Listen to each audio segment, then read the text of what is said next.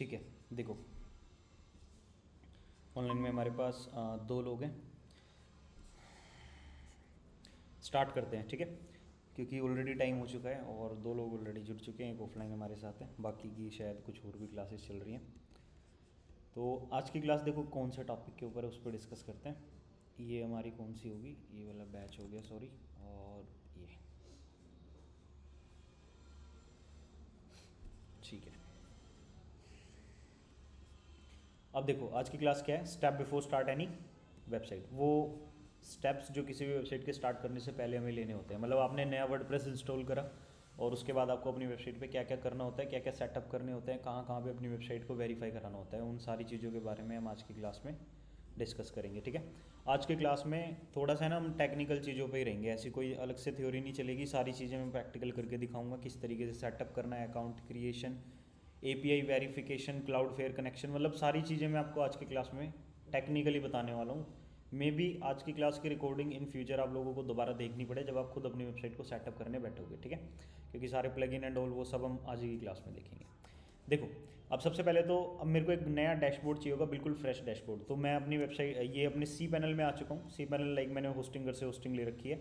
अब मेरे पास यहाँ पे 10 डोमेन है। मैं किसी भी डोमेन पे अपना एक सब डोमेन बनाऊंगा जिस पे मैं प्रैक्टिस कर सकूँ, ठीक है। तो लाइक अभी मेरे पास मल्टीपल डोमेन है, मैं किसी भी वेबसाइट पे अपना एक सब डोमेन बना लेता हूँ। For example I am going with the server fact domain.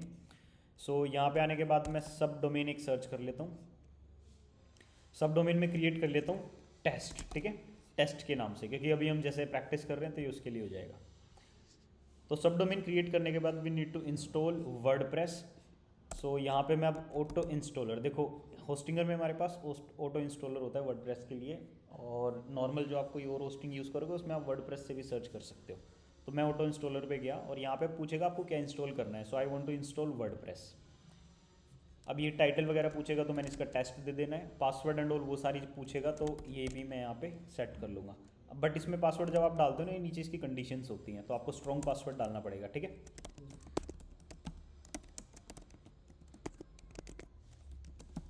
Okay, done है। अब इसमें से यहाँ पे डोमेन सेलेक्ट कर लेना है कि किसके अंदर वर्डप्रेस इंस्टॉल, ये भी काफ़ी इंपॉर्टेंट है और ये ना हिडन रहता है, ठीक है। तो मैंने एक बार गलती से क्या कर दिया था, मैंने ना ओवरराइट कर दिया था किसी और डोमेन को। मैं उस डोमेन में सब डोमेन बना रहा था। सब डोमेन बनाने के बाद मैंने यहाँ से आके सीधा नेक्स्ट नेक्स्ट कर दिया। मैंने एडवांस में जाके नहीं देखा, वो उसने ओवरराइट कर दिया जो मेन वेबसाइट थी उसको, वो खाली होगी पूरी। तो आपको यहाँ से ज़रूर सेलेक्ट करना है कि मेरे को इसके अंदर क्या करना है, सब डोमेन क्रिएट करना है, ठीक है। अभी शायद कोई और भी जुड़ रहे हैं हमारे साथ, यस, ठीक है। वन सच एक ओवरव्यू दे देता हूँ। वेबसाइट जब हम स्टार्ट करते हैं तो क्या क्या स्टेप्स होते हैं उसी पे हम डिस्कस कर रहे हैं। तो एक वेबसाइट हमने सब डोमेन अभी क्रिएट करा है, वो ये रहा, ठीक है। अभी उसी में वर्डप्रेस हम इंस्टॉल कर रहे हैं, एक नया सब डोमेन बना के सी सर पैनल से। वेबसाइट स्टार्ट करते हैं मतलब नया सब डोमेन बनाते हैं अगर। ये क्या है कि मेरे पास है ना अभी कोई डोमेन खाली नहीं पड़ा, तो मैं एक सब डोमेन क्रिएट करके उस पर प्रैक्टिस करने के लिए एक दिखाना चाहता हूँ कि क्या क्या स्टेप्स हमें लेने होते हैं। तो सब डोमेन में वर्डप्रेस ही होता है, वही सारे स्टेप्स सेम सर होने एक हैं, सेकंड ठीक एक है। सेकंड, क्या क्या स्टेप मतलब किस चीज के लिए? जब वर्डप्रेस आपने इंस्टॉल किया वेबसाइट पे, हाँ, तो हम वेबसाइट पे क्या क्या एक्टिविटीज़ करते हैं सबसे पहले, एकदम फ्रेश मतलब वेबसाइट के प्लगइन्स ऊपर, वगैरह जो हो गए। एसईओ पॉइंट ऑफ व्यू से, यस, प्लगइन्स हो गए, ठीक सेटिंग्स तरीके से, होगी, ठीक है। वेरिफिकेशंस होगी, कनेक्शंस हो गए, वो सब, ठीक है। तो अभी जस्ट स्टार्ट ही करा है, ठीक। ज़्यादा टाइम नहीं हुआ।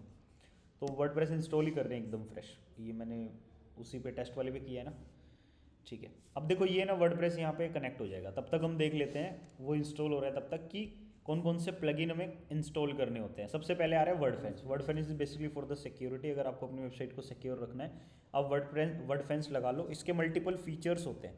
आपकी वेबसाइट पे अगर कोई ट्राई करता है login ID password with the wrong login ID password, after 3 attempt they will block the IP address and it will be unblock after 24 hour. उससे पहले वो अनब्लॉक नहीं होगी, ठीक है। Second plugin we have WP fastest cache. This is basically for the website speed. Third is classic editor. ये post and blog बनाने के लिए है। ये डिफ़ॉल्ट होते हैं, इनमें ऐसा कुछ खास है नहीं क्लासिक एडिटर, ये बेसिक प्लगइन है।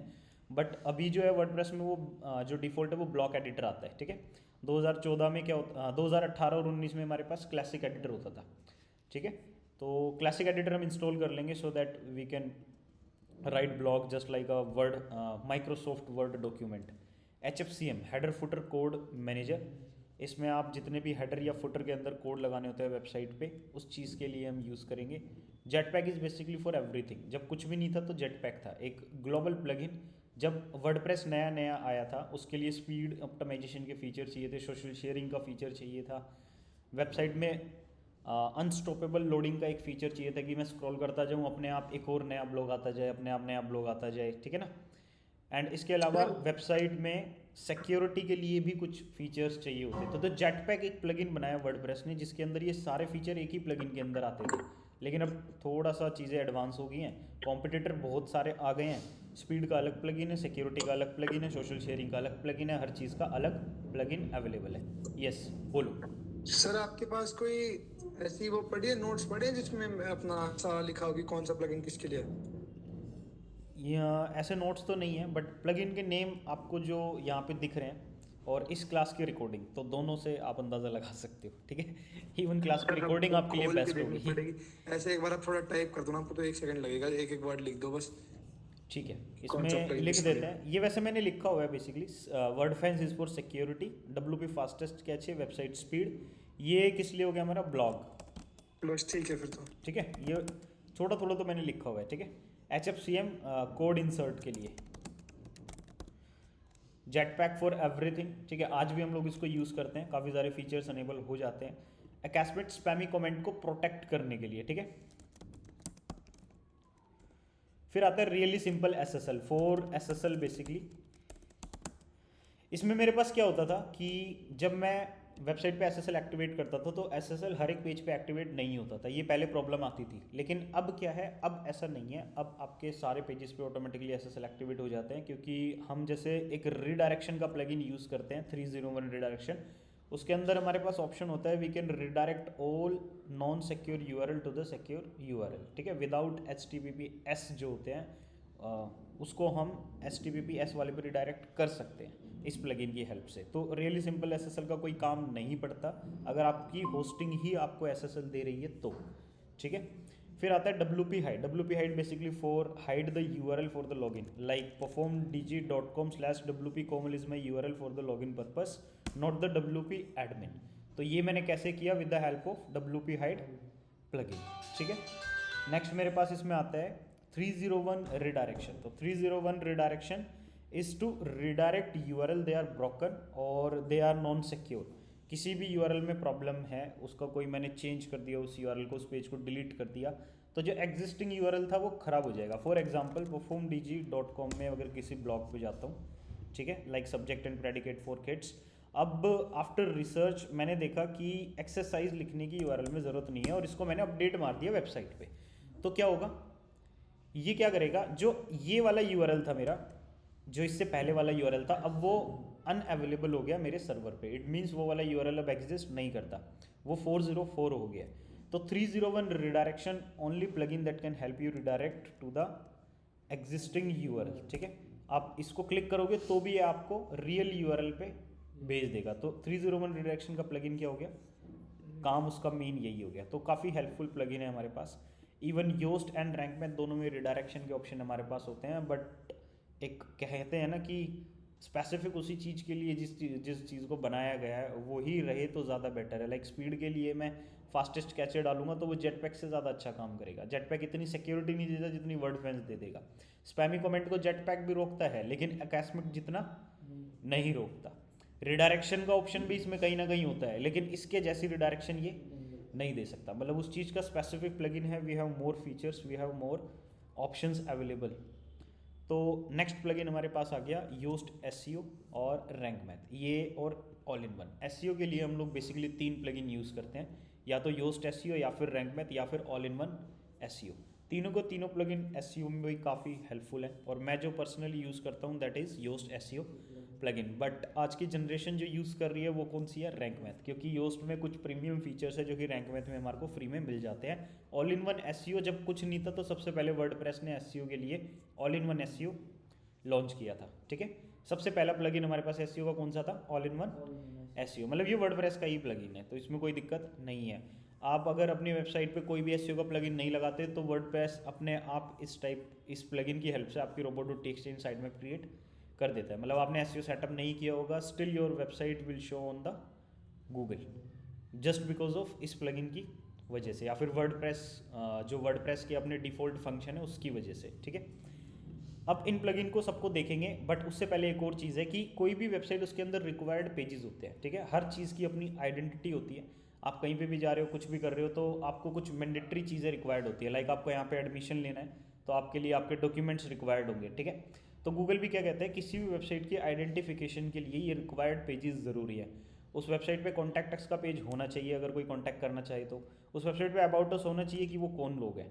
उस पर डिस्क्लेमर होना चाहिए कि वो आपके डाटा को किस तरीके से यूज़ करते हैं, या फिर डाटा की यूज़ के लिए अगर हम इसको नहीं बना रहे हैं, तो अगर हम किसी प्रोडक्ट का एफिलिएट करते हैं, मोनेटाइजेशन का कोई मेथड यूज़ करते हैं, उस चीज़ के लिए हम डिस्क्लेमर देते हैं कि yes we earn some money if you click on the link and buy the product. For example Amazon का मैं एफिलिएट कर रहा हूँ, मैंने क्लिक करा लिंक पे, मैं चला गया अमेजोन के प्रोडक्ट पे, मैंने उसको बाय कर लिया। अब अमेजोन से मेरे को कमीशन मिल गया, तो all the things we need to write in the disclaimer page. Even Amazon खुद कहता है अगर आप डिस्क्लेमर नहीं लगाओगे मैं आपका अकाउंट सस्पेंड कर दूंगा। और एफिलिएट जो कंपनीज होती हैं वो विदाउट डिस्क्लेमर आपको अप्रूवल नहीं देती। गूगल एडसेंस पे भी जब आप जाते हो तो वहाँ पे भी हमने लास्ट क्लास में मैंडेटरी पेजेस को देखा था कि उनके बिना आपको एडसेंस अप्रूवल नहीं मिलता है, रिजेक्ट हो जाता है, ठीक है। टर्म्स एंड कंडीशन का आपकी वेबसाइट पे क्या होना चाहिए, पेज होना चाहिए कि जो लोग यूज़ कर रहे हैं आप उनके लिए क्या कंडीशंस रख रहे हो। प्राइवेसी पॉलिसी, आपकी पॉलिसीज़ क्या है। और अगर आप ब्लॉग बना रहे हो तो उसके अंदर कमेंट का सेक्शन रिक्वायर्ड है। ई कॉमर्स वेबसाइट में हमारे पास 3 चीज़ें बढ़ जाती है, shipping policy, refund policy, copyright line must be added in the website at the footer part. कहाँ पे, where, at the footer part, at footer area. ये फुटर एरिया भाई कौन सा है, यहाँ पे अगर हम बात करें this is the footer part, not this one, this is the copyright area. तो यहाँ पे आपको मेंशन करना पड़ता है, इसके बिना आपको पेमेंट गेटवे वाला पेमेंट अप्रूवल नहीं देगा, सिर्फ इस एक लाइन की वजह से। हम फ़ोन पे से पेमेंट गेटवे का अप्रूवल ले रहे थे for the website the jo.in। इस वेबसाइट पे हमने इस लाइन में मिस्टेक कर रखी थी, हमने उल्टी सीधी लाइन लिख दी थी बेसिकली, ठीक है। तो उन्होंने जो फ़ोन पे वाले थे उनका कॉल आया, उन्होंने खुद ये लाइन हमारे साथ बैठ के इसको शॉर्ट कराया कि सर इसको यहाँ पे ये लिखो, आप रिप्लेस करो, मैं हाथों हाथ आपका जो पेमेंट गेटवे उसको अप्रूवल दूंगा। जस्ट बिकॉज ऑफ एक लाइन ना होने की वजह से उन्होंने उठा के पेमेंट गेटवे होल्ड पे डाल दिया था, ठीक है। सिर्फ एक लाइन का इतना रोल है भाई। तो ये ई कॉमर्स केस में हमारे पास कुछ चीज़ें यहाँ पे ऐड ऑन हो जाती हैं, ठीक है। फिर हम बात करते हैं कि निच सर वगैरह फिर कैसे। उसके लिए हाँ, पेमेंट गेटवे के लिए तो आपने कस्टमर सपोर्ट में कॉल किया होगा ना? नहीं, कस्टमर सपोर्ट का हमारे पास कॉल आया था क्योंकि हमने इंक्वायरी अपनी डाल रखी थी, सारे डॉक्यूमेंट सब कुछ अपलोडेड थे, बट उन्होंने रिजेक्ट किया और उनका कॉल आया, सर आपका ये जो है अप्रूव नहीं हुआ है just because of you have not added the copyright line in the footer part of the website, ठीक है। फिर उन्होंने हमें बताया, हमने बोला कि अगर हम इसको अभी करना चाहे तो उसने कहा कि ठीक है sir, I will be hold, मैं लाइन पे ही हूँ, आप उसको शॉर्ट आउट करो, मैं हाथों हाथ आपका जो अप्रूवल है वो लेके दे दूंगा, मैं यहीं से अप्रूव कर दूंगा अगर आप इस लाइन को अभी ऐड कर देते हो, ठीक है। मतलब सही बढ़िया सर्विस है इनकी। हाँ, इनका मतलब कॉल वॉल आ जाता है, सही है। रेज़र पे वालों के थोड़े ड्रामे होते हैं, लेकिन फ़ोन पे और पेटीएम ये सही बंदे हैं, इनका ये फिर अप्रूवल सर मिल जाता इंडियन हो गए ना, रेजर पे तो शायद बाहर का है। है। रेज़र पे का मेरे को आइडिया नहीं भाई कहाँ की कंपनी, एक बार देख लेते हैं, नॉलेज बढ़ जाएगी। सर आपकी स्क्रीन शेयर नहीं हो रही कि वैसे? अच्छा, स्क्रीन हाँ मैं शेयर, वही कहूँ, तुम सर ऐसे बता रहे हैं आज। अच्छा चलो ठीक है, स्क्रीन अभी शेयर अभी देख लो एक बार, ठीक है, डन है। हाँ सर हो गई। रेज़र पे,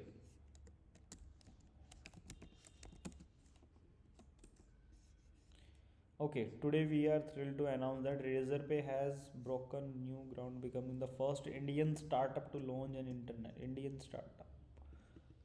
an international payment gateway। Indian startup ये वैसे तो ये, और उसने इंटरनेशनल पेमेंट भी अब वो करने लग गया है, ठीक है।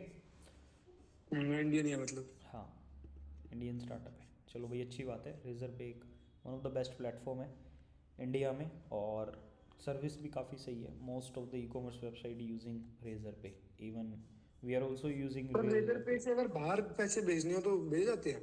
वही तो अभी यहाँ पे आ रहा था, द नहीं इंडियन वो तो ये फर्स्ट तो स्टार्टअप। मलेशिया का था, और Razorpay कनाडा हैज़ वनाडा साइड ब्रोकन भेजने हो। Become India first. आपको कनाडा भेजने, यस सर। तो उससे भेजो ना, कोटक महिंद्रा बैंक में अकाउंट है, हाँ जी। उसमें एप्लीकेशन है, उससे भेज दो, मैंने भी भेजे थे, तो उससे हो जाएगा। कोई उसमें लिमिट आप पेमेंट होती है सर इसकी? कोटक महिंद्रा का आप सर्च करोगे ना, कोटक महिंद्रा हम्म। ऐप को खोलिए, ऊपर सर्च का एक ऑप्शन है, वहाँ पे अब्रॉड सर्च करना और वो डिटेल डलेंगी सामने वाले बंदे की, फिर भेज देना। चार्ज लेता है अपना 1200 1800, डिपेंड ऑन अमाउंट। जैसे $2000 भेज रहे हो तो ले लेगा आपसे 2000 तक चार्ज ले लेगा, ठीक है। $2000, अच्छा। हाँ मतलब मैंने तो इतनी भेजी थी तो उसके अकॉर्डिंग मेरा फिर चार्ज इतना लगाया था उसने। और वो क्या रहता है सारे इसका बैंक्स के अपने अपना? अलग अलग चार्जेस होते हैं। अच्छा, ठीक चलो है। ठीक है। आईसीआई से करोगे तो उनका है ना अमाउंट के अकॉर्डिंग वो चार्ज ऊपर नीचे होता रहता है, हालांकि सब में अमाउंट के अकॉर्डिंग होता है, लेकिन कोटक में मेरे अकॉर्डिंग फीस कम लगी, वरना तो बाहर मैंने पूछा था जो थर्ड पार्टीज होती हैं वो मेरे से 5 या 6 हज़ार मांग रहे थे एक्स्ट्रा, मतलब समझ रहे हो ना, सर्विस चार्ज एंड ऑल। तो कोटक मेरे को सही लगा। समझ गया। ये नीचे ही है ना अपने ऑफिस के ब्रांच में, तो यहीं बैठ गया मैं, ये भेजनी है मेरे को, तो उन्होंने बोला यहाँ से आप कर लेना। चलो ठीक है सर, थैंक यू। अब चलते हैं नेक्स्ट। अब देखो भाई, ठीक है, अब देखो ये सारे प्लगइन एंड ऑल हम जब सेटअप कर देते हैं, फिर ये निच सिलेक्शन होता है, इसको हम नेक्स्ट क्लास में कवर करेंगे। अगर हमारे पास टाइम होता है आज तो हम कवर कर लेंगे, बट इन सारे प्लगइन्स को भी हम वेबसाइट पे एक्टिवेट करके देखेंगे एक एक करके, ठीक है। और ये सारे one of the most popular plugin में से हैं, ऐसा नहीं है कि कोई भी रैंडम प्लगइन है। All plugin we are using today they are all famous and popular, ठीक है। अब यहाँ पे वर्डप्रेस हमने इंस्टॉल कर लिया था, होस्टिंगर, ठीक है। एडमिन पैनल ये हमारे पास आ गया, मतलब इसमें इंस्टॉल हो गया है वो बेसिकली, पहले वो घूम रहा था, हमने वो छोड़ दिया था, अब वो इंस्टॉल हो गया है, तो इसके एडमिन पैनल पे चल लेते हैं।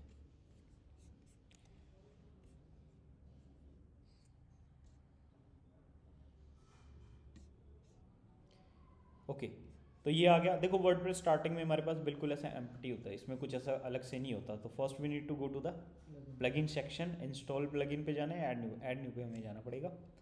और अब हम इसमें जो मेन प्लगइन है, देखो आपको जैसे प्लगइन में गए ना, आपको सर्च नहीं करना, यहीं पे मोस्ट ऑफ द प्लगइन आपको मिल जाएंगे, क्योंकि ये सारे पॉपुलर है। इवन मैं तो ये कहता हूँ कि आप है ना पॉपुलर सेक्शन में चले जाओ, आधे से ज़्यादा प्लगइन तो यहीं मिल जाएंगे, ठीक है। और सबको है ना इंस्टॉल करते हुए चलना है। देखो दिस इज़ कॉन्टैक्ट फॉर्म 7, अगर कॉन्टैक्ट के लिए आपको लगाना है तो हाँ हम इसका यूज़ कर सकते हैं, ठीक है। कॉन्टैक्ट फॉर्म 7 हमें वैसे भी चाहिए होगा। योस्ट एसईओ मेरे को चाहिए, क्लासिक एडिटर मेरे को चाहिए, कैसमेट मेरे को चाहिए, वूकॉमर्स में नहीं बना रहा, ऑल इन वन का कोई ज़रूरत नहीं है, रियली सिंपल एसएसएल इसकी ज़रूरत मेरे को नहीं पड़ेगी, क्योंकि मैंने होस्टिंग से ही एसएसएल ले रखा है, ठीक है। होस्टिंग मेरे को डोमेन के अलावा अगर एसएसएल नहीं दे रही तब इसकी ज़रूरत पड़ती है। लाइट स्पीड कैचे आ रहा है, बट मैं WP फास्टेस्ट कैचे यूज़ करूँगा, या फिर लाइट स्पीड कैचे में एक और प्लगइन है उसको यूज़ करूँगा।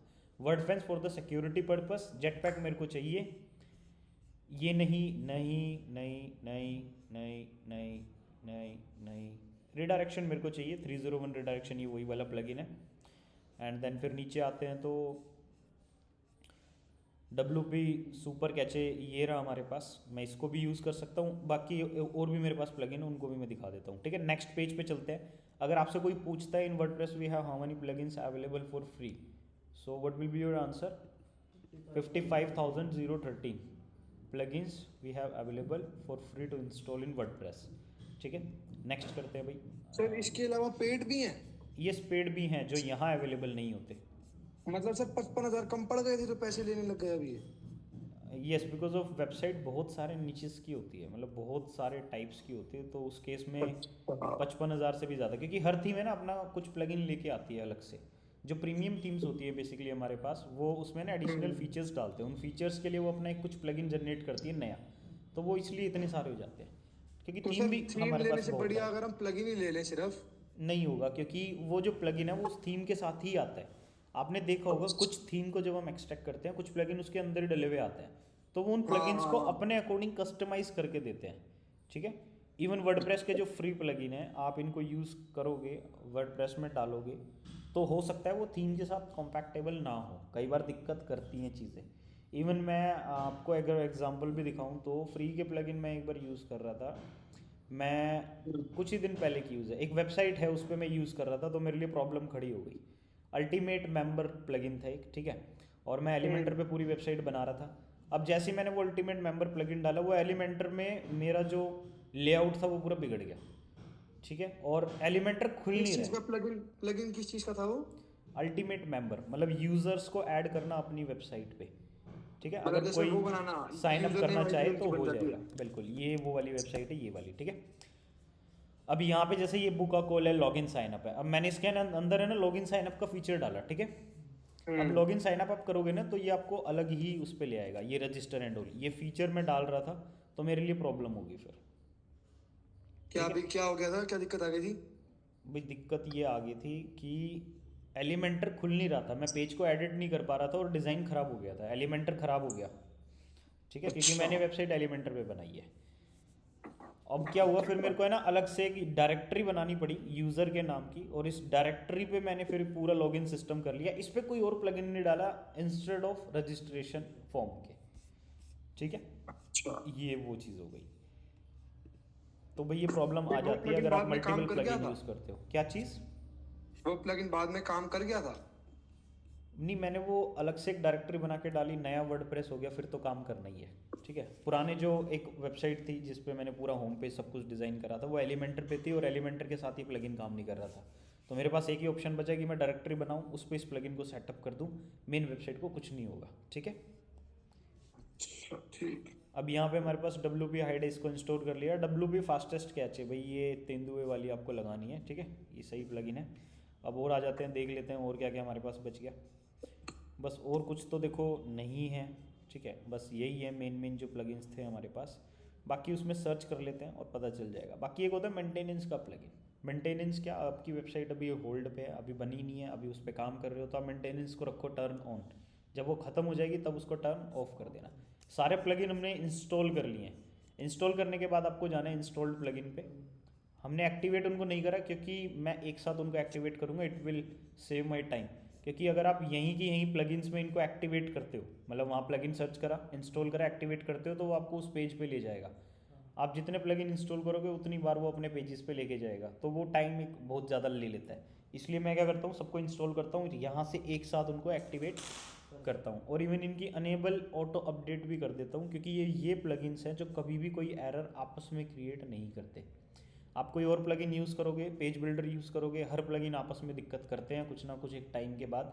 बट ये वो प्लगइन है जो ग्लोबल है, हर वेबसाइट में मैंडेटरी, हर वेबसाइट पे चलते हैं, तो कोई दिक्कत नहीं है। और अगर आप होस्टिंगर से होस्टिंग लेके अपनी वेबसाइट में वर्डप्रेस इंस्टॉल करते हो तो होस्टिंगर अपने 2 प्लगइन आपकी वेबसाइट में ऑलरेडी डाल के देता है, ठीक है, जो कि आपकी वेबसाइट में स्पीड को ऑप्टिमाइज करते हैं। दूसरा, आपकी वेबसाइट में जो कुछ अदर फंक्शनैलिटी होती है, लाइक प्लगइन्स को कॉम्पैक्टेबल रखना, PHP वर्जन मेंटेन करना, वर्डप्रेस की एरर्स होगी, तो उनके लिए भी ये प्लगइन कहीं ना कहीं हेल्प करेंगे हमारी, ठीक है। अब सबको एक साथ यहाँ से क्लिक करके मैंने क्या कर देना है, एक्टिवेट और एक्टिवेट, अप्लाई, धीरे धीरे हो जाएंगे। इसके बाद सेकंड स्टेप होगा इनको अनेबल ऑटो अपडेट करना। जब ये सारे एक्टिवेट हो जाएंगे मैं इनको अनेबल ऑटो अपडेट कर दूंगा।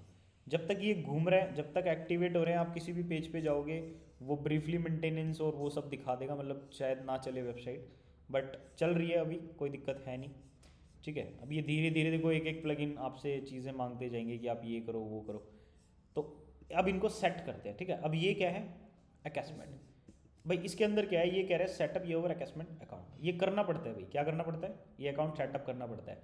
आपको कुछ नहीं करना है, इस पर क्लिक करना है, आगे जाना है, जो डिटेल मांग रहा है भर देनी है, वहाँ से फ्री वाला वर्जन यूज़ करना है। फ्री वाला लेने के बाद आप उसको एंटर मैनुअल की कर दोगे, क्या कर दोगे, एंटर मैनुअल की कर दोगे, ठीक है। तो अब मैं क्या करूँगा, मेरे पास ऑलरेडी की है क्योंकि मैंने अपना अकाउंट ऑलरेडी बना रखा है, ठीक है, क्योंकि एक ईमेल आईडी से दोबारा अकाउंट नहीं बनता, तो एक ही की को आप यहाँ पे डाल सकते हो। मैंने यहाँ पे ये कर लिया क्लिक, और अब मैं अपना जो की है उसको डाल लेता हूँ। बट यहाँ पे मेरी और भी चीज़ें हैं, दिक्कत ये है कि और भी चीज़ें इधर आएंगी, इसमें एडमिन्स है मेरे पास और भी, भाई कोई लॉगिन वॉगिन छेड़ना मत किसी चीज़ को, ठीक है। तो कैशमेट API की, और ये मैंने उठा के यहाँ पे डाल दी, ये आपकी बेसिकली मेल पे भेजेगा जब आप अकाउंट क्रिएट कर लेते हो, ठीक है। तो मेरे पास ऑलरेडी है, मैंने ले ली, हो गया। अब ये मेरे पास अदर प्लगइन्स के ना ऐसे नोटिफिकेशन आते रहेंगे, इसको सेटअप करो, उसको सेटअप करो, तो सबको सेटअप करेंगे भाई, बिल्कुल ठीक है। अब ये पूछ रहा है please complete your redirection setup to activate the plugin. अब मैंने रिडायरेक्शन सेटअप करना है, ऑप्शन आ गया। ये पूछ रहे सोर्स URL फलाना ढिमका, कुछ नहीं छेड़ना भाई, सीधा आके स्टार्ट करो, कंटिन्यू करो, इनको मॉनिटर वगैरह का ऑप्शन टिक कर दो, ताकि वो आपकी वेबसाइट को मॉनिटर करते रहें, सारी चीज़ों को देखते रहें कहाँ प्रॉब्लम आ रही है। जैसे मैंने उस URL को चेंज करा, वो अपने आप मेरे को रिडायरेक्ट कर दिया दूसरे पेज पे, ठीक है। कंटिन्यू करो। ये क्या करेगा, इस टाइम मेरी वेबसाइट में कोई भी एरर है यूआरएल्स में तो ये उन सारे यूआरएल को क्रॉल करने के बाद आपको बता देगा कि सब ठीक है या नहीं। अभी कुछ पेज ही नहीं बनाए तो सब कुछ किया जा रहा है, गुड। अगर कुछ प्रॉब्लम होती तो ये बताता हाँ दिक्कत है। इसको क्या कर दिया, फिनिश सेटअप। अब ये पूरा 100 तक चलेगा और ख़त्म। जितने ज़्यादा यूआरएल होंगे उतना ज़्यादा टाइम लग सकता है, बट अभी फ्रेश वेबसाइट है तो टाइम नहीं लगा। Continue and that's it, ready to begin. अब वर्ड फैंस जो कि सिक्योरिटी प्लगइन है, इसको भी एक बार कर लेते हैं रिज्यूम इंस्टॉलेशन। ठीक है, get your Wordfence license, install an existing license. Get your Wordfence license, ये प्रीमियम के लिए है बेसिकली, ये फ्री के लिए नहीं है। ठीक है, तो इसको मैं कट करता हूँ। Upgrade to premium, view document, सब कुछ दिखा रहा है। रिज्यूम कर लेते हैं, यही आ रहा है get your Wordfence license. इसमें फ्री वाला देख लेते हैं कि कहाँ पे है। फ्री वाला ये रहा, ठीक है, और ये ऐसे दिखा रखा है इन्होंने, तो फ्री वाला मैंने ले लिया। I had like to real time protection, I am okay, waiting 30 day of protection from new threats. अब दो ऑप्शन आ रहे हैं, तो इनमें से आप कोई भी सिलेक्ट कर सकते हो, बट ये ऐसे चार्ज वगैरह ले लेगा तो बैक चलते हैं। और इसमें जो नीचे वाला ऑप्शन था, I am okay with 30 day of protection, mail डाल लेते हैं भाई। मेल मैंने डाल दी। अब ये पूछ रहा है कि आपको नोटिफिकेशन वगैरह चाहिए, आपकी वेबसाइट की दिक्कत आ रही है, नहीं आ रही है, चली गई, सोल्व होगी, वो सब तो मैंने रजिस्टर कर दिया।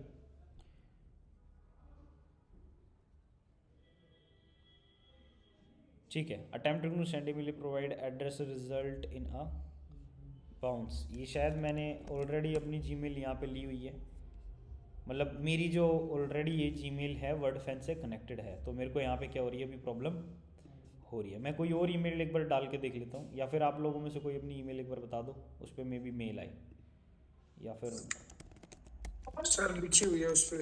एक सेकेंड, इसको एक बार करके देख लेते हैं भाई। अच्छा, ये और ये,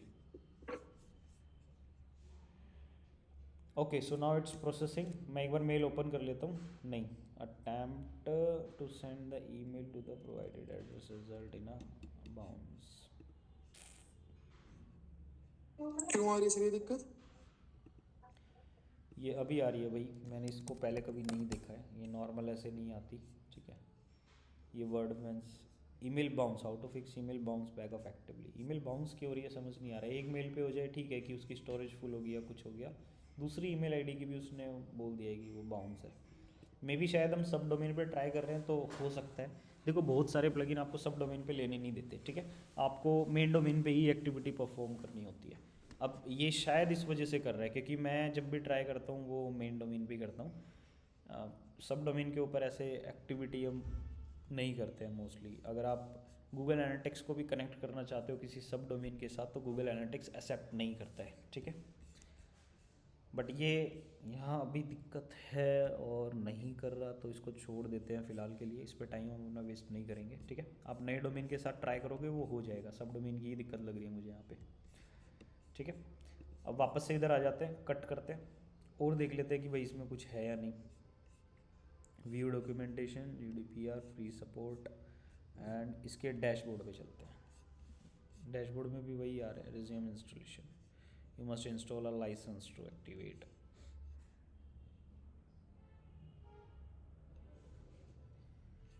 ईमेल एंड लाइसेंस की। ठीक है, मैं एक काम करता हूँ, मेरे पास ऑलरेडी पड़ा होगा शायद मेल पे वर्ड फैंस।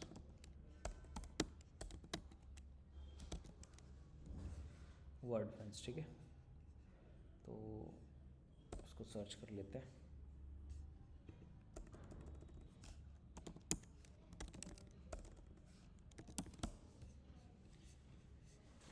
ओके, तो वर्ड फैंस के बहुत सारे मेल आ रखे हैं।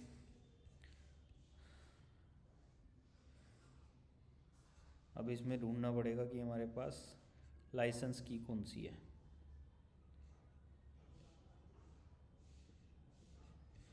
देखो, ये वर्ड फैंस के आपको मेल वेल आ जाते हैं ऐसे, लाइसेंस की ढूंढने में टाइम लग रहा है, बट आप लोग ट्राई करना, वो हो जाएगा। ठीक है, उसको अपने एंड से ट्राई करोगे तो। ये मेरे को अभी करने नहीं दे रहे, सिक्योरिटी का प्लगइन है, मैं खुद ही इतने सारे वर्ड फैंस इंस्टॉल करता रहता हूँ, मे बी मेरे को ही ब्लॉक कर रखा हो फिलहाल। ठीक है, वापस से इधर आते हैं, हेल्प टेस्ट, कोई दिक्कत नहीं है। देखो, मैं एक ओवरव्यू से देता हूँ। जब आप उसको कर लोगे और डैशबोर्ड पे आओगे ना, डैशबोर्ड पे वो पीछे देखना, देखो ये दिख रहा है ना, ठीक है, तो ये ऐसे मतलब स्कैन अपने आप कर लेता है, अपने आप ही सब कुछ कर लेगा, आपको ऐसा कुछ अलग से इसमें नहीं करना, बस इसको इंस्टॉल करना और छोड़ देना। अब हम इस पर अपने डैशबोर्ड पे चलते हैं, वर्डप्रेस के डैशबोर्ड पे चलते हैं। ठीक है, अब ये आती रहेगी अभी नोटिफिकेशन, इसको रिमाइंड में लेटर कर रहा हूँ अभी के लिए मैं। ठीक है, क्लोज़ कर दिया। और नीचे आने के बाद जो अदर प्लगइन्स हैं, अगर किसी में कुछ भी बचा हुआ है तो वो सब हम लोग सेट कर देंगे। अभी तो मेरे को ऐसा कुछ भी नहीं दिखा, बट एक बार योस्ट एसईओ पे चलते हैं। तो योस्ट एसईओ में आने के बाद फर्स्ट टाइम कॉन्फ़िगरेशन पे जाना है, बिकॉज हम first time Yoast SEO plugin use कर रहे हैं। तो स्टार्ट एसईओ ऑप्टिमाइजेशन, ये अब आपकी वेबसाइट को एनालाइज करेगा सारे पेजेस को और बताएगा कि क्या है क्या नहीं है। अब कुछ डाटा नहीं मिला तो सब कुछ ठीक है इसके अकॉर्डिंग, कंटिन्यू। साइट प्रेजेंटेशन, आप एक ऑर्गेनाइजेशन हो या पर्सनल बंदे हो, तो मैं तो एक पर्सन हूँ फिलहाल के लिए। ठीक है, आपको कोई बिजनेस है कुछ है तो आप ऑर्गेनाइजेशन सेलेक्ट करना। हमारी वेबसाइट का टाइटल क्या है, टेस्ट है। नेम क्या है, नेम अभी तो फिलहाल मैं टेस्ट ही रखूँगा। मेरी वेबसाइट का अगर कोई लोगो है तो मैं यहाँ मीडिया लाइब्रेरी से सेलेक्ट कर लूँगा, बट मेरे पास कोई भी अभी लोगो नहीं है, बट लोगो लगाना है, ये ज़रूरी है। ठीक है, और फिर उसको बाद में इसको सेव एंड कंटिन्यू करके आगे बढ़ जाऊँगा। सेट कोई भी एक इमेज तो मैं उठा के एक इमेज यहाँ पे डाल ही देता हूँ इसकी तसल्ली के लिए। ठीक है,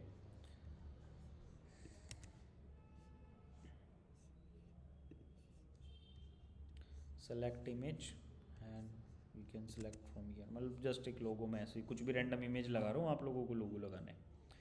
ठीक है, कि वो स्टेप आगे नहीं बढ़ाने दे रहा है फिर, हालांकि बढ़ सकते हैं लेकिन कोई नहीं, लगा ही देते हैं। ठीक है, सेव एंड कंटिन्यू। फिर आता है आपके सोशल मीडिया प्रोफाइल्स के लिंक जितने भी हैं वो सब आप लगा लो। ठीक है, you have selected the user attach the person site present, you can upgrade add social profile to this user profile. ठीक है, अब ये कुछ नहीं है, यहीं से ही आपको सेव एंड कंटिन्यू करना है। इसमें बेसिकली लिंक्स आते हैं लेकिन उसने लिंक दिए नहीं, वो आप इधर आके डाल सकते हो, जो जो आप डालोगे वो उधर उधर हाईलाइट होते जाएंगे। ठीक है, अब ये देख लेना यहाँ पे कौन कौन सी चीज़ों को मांग रहा है, जैसे ये फेसबुक का मांग रहा है, इंस्टाग्राम का, लिंक्डइन का, माईस्पेस का, पिंटरेस्ट, साउंड क्लाउड, टम्बलर, ये सब मांग रहे हैं। तो इन सारे प्लेटफॉर्म्स पे आपको अपने अकाउंट क्रिएट कर लेने हैं। ठीक है भाई, ये थोड़ा सर ज़रूरी है, ये सारे डालने पड़ेंगे, ये नहीं ये सारे आप कि क्रिएट कर लो। एक मतलब छोड़ भी सकते हैं बीच में दो चार। मर्जी है आपकी, चल आप कट चाहो गया तो बस। छोड़ सकते हो, इट्स डिपेंड ऑन यू। ठीक है, आपके जो हैं आप वो डालोगे, आपके जो नहीं है आप नहीं डालोगे। लाइक आपका अभी के लिए विकीपीडिया का नहीं है तो आप उस पर नहीं डालोगे, कोई कंपलसरी उसमें नहीं होगा। ठीक है, एक बार मैं चेक कर लेता हूँ कि कैसे हम लोग इसको मैनेज करते हैं। भाई मैं कैसे इसको मैनेज करता हूँ।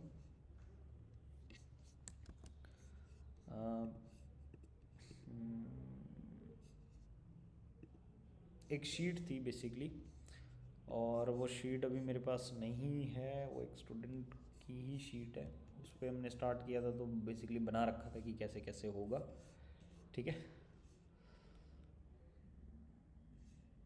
चेरिसा,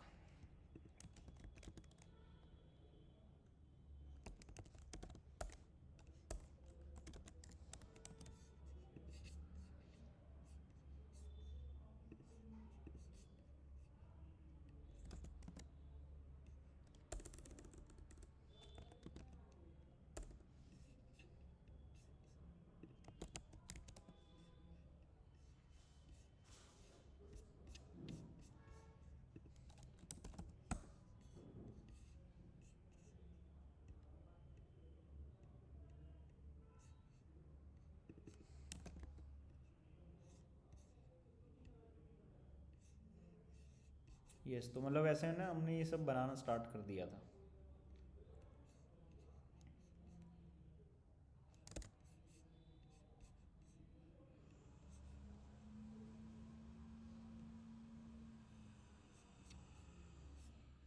कीवर्ड्स हैं, शीट है, ब्लॉग है, नहीं वो शीट है नहीं अभी मेरे पास फ़िलहाल। ठीक है, तो शीट में ही क्या होता है, हम लोग मतलब उसी एक ही शीट में सारे आईडी पासवर्ड और सारे सोशल मीडिया अकाउंट्स वो सब एक ही शीट में रखते हैं कि इस वेबसाइट के सारे अकाउंट्स ये हो गए, उस वेबसाइट के सारे अकाउंट मेरे पास यहाँ पे हो गए।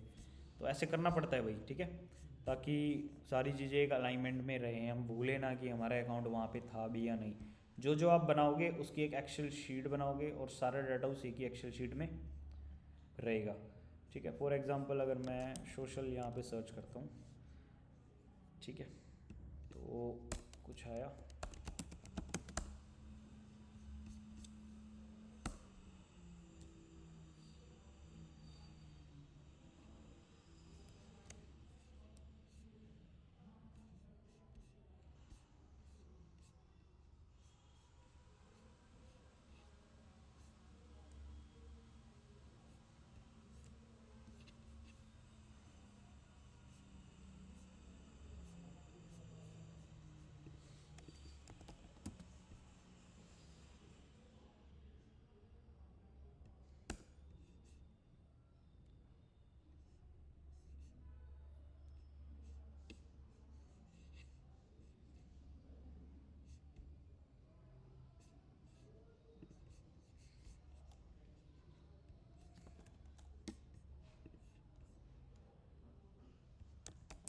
एक बार सर्च करके देख लेते हैं, मिल जाए तो।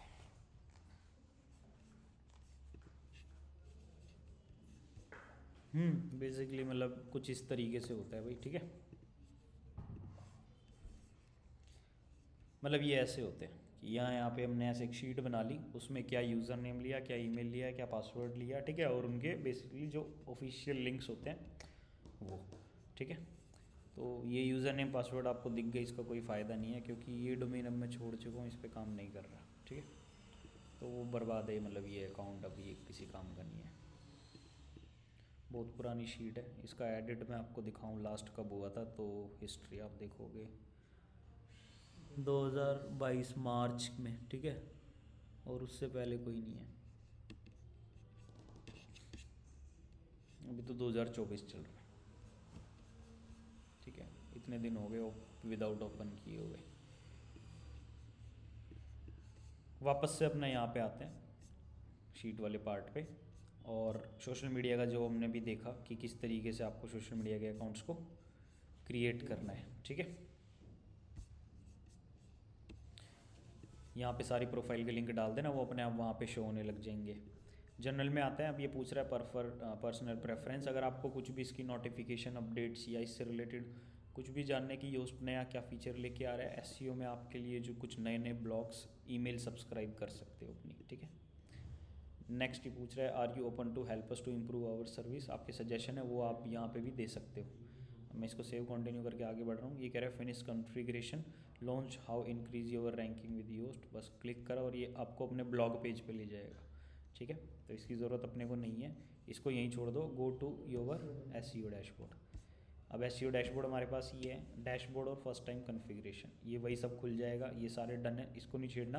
अब नीचे आके settings, integration, tools, academy, premium, और ये सारे ऑप्शंस होते हैं। इनमें सबसे जो मेन है आपके लिए वो सेटिंग्स ही है, इंटीग्रेशन में कुछ नहीं है, टूल्स है उसके बाद।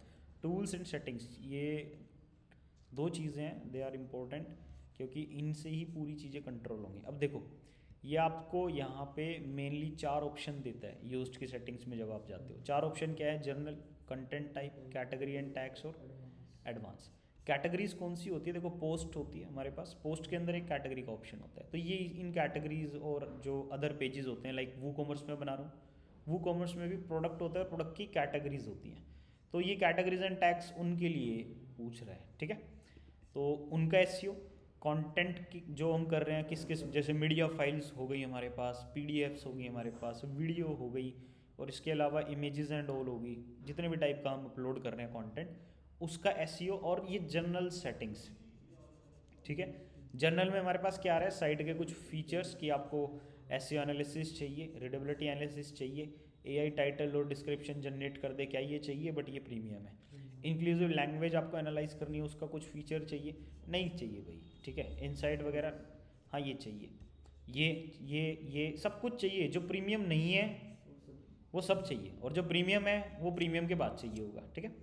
तो इसको आप ऐसे रहने दो, साइट फीचर हमें भाई ऑलरेडी सब चाहिए होते हैं। एक इसका है मल्टीपल लैंग्वेज पे अगर वेबसाइट है तो ही यूज़ करेंगे, वरना नहीं। फिर आता है साइट बेसिक्स। साइट बेसिक में वही आपका टाइटल क्या है, ऑल्टरनेट कोई वेबसाइट का नेम है आपके माइंड में, हाँ सर्वर फैक्ट के मेन डोमेन से ये बनाई है हमने, और वो इसका ऑल्टरनेट नेम हो सकता है। टैगलाइन जो आपकी वेबसाइट की होगी वो टाइटल सेपरेटर, ये बेसिकली किस सेपरेटर की बात कर रहा है, ये कर रहा है इस सेपरेटर की बात, title separator, site perform DG जब आप सर्च करते हो गूगल पे तो आप ही की वेबसाइट के बहुत सारे रिजल्ट आ जाते हैं जिसमें इस तरीके से आपके सेपरेटर दिखाई देते हैं। ये इसकी बात कर रहा है, ठीक है। तो हर यूआरएल के एंड में आपको कहीं ना कहीं सेपरेटर देखने को मिल जाता है। इनमें से हटा रखा है क्योंकि इनकी लेंथ ज़्यादा हो रही थी, बट इसमें देखो सेपरेटर लगा है बट आगे टाइटल नहीं है क्योंकि वो जगह नहीं बची अब, ठीक है। जिसमें जगह है उसमें आपको टाइटल मिल जाएगा, लेकिन मेरे पास तो सारे ऑलमोस्ट बड़े बड़े हैं। इनमें देखो मैंने लगाया नहीं, यहाँ से हटा रखा है, ठीक है। तो बाय डिफ़ॉल्ट टाइटल रहता है। सेपरेटर कैसा चाहिए, थोड़ा बड़ा चाहिए, छोटा चाहिए, मीडियम चाहिए, एरो के साथ चाहिए, वो आपके ऊपर डिपेंड है। डिफ़ॉल्ट क्या होता है भाई, ये वाला होता है, ठीक है। Recommendation size for the image is इतना आपको डालना है। This is site image basically. Site image कौन सी की बात हो रही है, ये क्या है हमारे पास, साइट इमेज है। क्या है, साइट इमेज। इसको हम फेविकोन भी बोलते हैं। क्या बोलते हैं, फेविकोन, जो कि यहाँ ऊपर ऐसे ये शो होता है, इसको हम फेविकोन भी बोलते हैं और साइट इमेज भी बोलते हैं। अब ये योस्ट आपसे पूछ रहा है, अगर आप लगाना चाहते हो तो लगा सकते हो। फिर नीचे आता है साइट प्रेफरेंस का ऑप्शन दे रहा है, यूजेस ट्रैकिंग का ऑप्शन दे रहा है, और मल्टीपल बहुत सारे ऑप्शन जो कि प्रीमियम फीचर्स के अंदर अवेलेबल है। प्रीमियम की ज़रूरत नहीं पड़ेगी, फ्री वाले ऑप्शन अवेलेबल है, ठीक है। फिर आता है साइट रिप्रेजेंटेशन। आप क्या हो वो हम ऑलरेडी इसको डिफ़ॉल्ट में कर चुके हैं। साइट कनेक्टर्स, ये इंपॉर्टेंट है भाई। साइट को कनेक्ट करना अलग अलग गूगल से, अलग अलग सर्च इंजन से, अलग अलग मेथड्स लाइक पिंटरेस्ट से अपनी वेबसाइट को कनेक्ट करना, और इसके अलावा बेडू और बिंग जैसे सर्च इंजन से भी अपनी वेबसाइट को कनेक्ट करना। अभी करके देखेंगे इन सब के सबको, ठीक है। बट उससे पहले एक बार इसका ओवरव्यू ले लेते हैं योस्ट का। फिर आ रहा है content type, home page, post pages. अभी हमारी वेबसाइट पे यही चीज़ है। अगर हम थीम डाल रखी होती कोई अलग, जिसमें सर्विसेज भी होती, पोस्ट भी होती, टैग मैं बात करूँ जॉब्स भी होती, प्रॉपर्टी भी होती, ठीक है, तो वो सारे ऑप्शन भी यहाँ पे आ जाते हैं। लेकिन एक डिफ़ॉल्ट वेबसाइट है तो होम, पोस्ट और पेजेस, पोस्ट और पेजेस होते हैं मेन। पोस्ट में डिफ़ॉल्ट एसईओ क्या चाहिए, पोस्ट पेज के अंदर डिफ़ॉल्ट एसईओ क्या चाहिए वो पूछ रहा है। अब पोस्ट में मेरे को डिफ़ॉल्ट, अब ये पूछ रहा है क्या पोस्ट दिखानी है गूगल पे, तो हाँ हमें पोस्ट गूगल पे दिखानी है। अब पूछ रहा है पेजेस जो आप बनाओगे क्या वो गूगल पे दिखाने हैं, मैंने बोल दिया हाँ दोनों दिखाने हैं, ठीक है। अब इसी में आगे बढ़ते हैं। उसके बाद पूछ रहा है बाय डिफ़ॉल्ट टाइटल का फॉर्मेट कैसा होगा, बाय डिफ़ॉल्ट डिस्क्रिप्शन कैसी रहेगी, ठीक है। फिर नीचे आते हैं, फिर ये वही social media appearance and all, वो सब प्रीमियम फीचर। मेन चीज़ है ये, क्या वो दिखाने हैं, टाइटल कैसा होगा, डिस्क्रिप्शन कैसा होगा। क्या वो दिखाने हैं, टाइटल कैसा होगा, डिस्क्रिप्शन कैसा होगा, वो सेम है दोनों में एकदम, ठीक है। प्रोडक्ट होता कुछ और होता, ई कॉमर्स वेबसाइट कोई लंबी चौड़ी होती, वो सारे यहाँ पे ऑप्शन ऐड होते हुए चले जाते। ये है, क्या ये दिखाना है, नहीं दिखाना, क्या ये दिखाना है, नहीं दिखाना, ठीक है। जैसे ये कंटेंट टाइप हम बंद करेंगे, फिर आता है कैटेगरीज और टैग्स का। क्या ये कैटेगरी दिखानी है, ठीक है, हाँ दिखानी है, टाइटल और वो बता दो। और ये जो कैटेगरी होती है इनमें ये आर्काइव का एक वर्ड होता है, इसको हटा देना कि डिफ़ॉल्ट हमें ये आर्काइव नहीं दिखाना, ठीक है। फिर ये टैग का एक ऑप्शन आता है, फिर ये बोल रहा है कि ये आर्काइव दिखाना है, हाँ ये आर्काइव बीच में नीचे फालतू का एक वर्ड है, ऐसे बाय डिफ़ॉल्ट ये रहता है, तो इसको हटा देना, ये एक चीज़ है, ठीक है। फिर आता है एडवांस का ऑप्शन। एडवांस में crawl optimization, breadcrumbs, author, dates, format, special pages, media pages, RSS. अब ये हो जाते हैं कि यार ये चीज़ें भी गूगल पे दिखानी है, मतलब आपने कोई इमेज डाली, क्या वो गूगल पे दिखानी है, हाँ दिखानी है, ठीक है।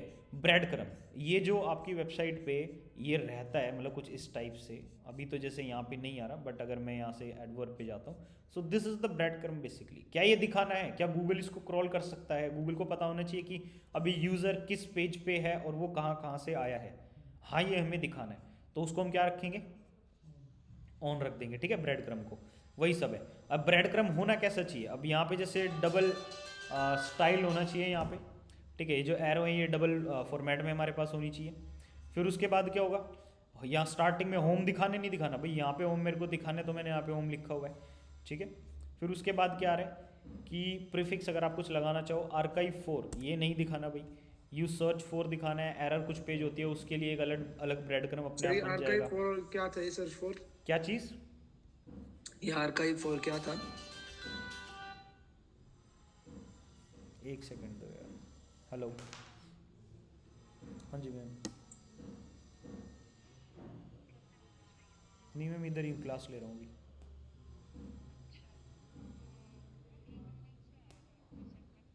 हम्म।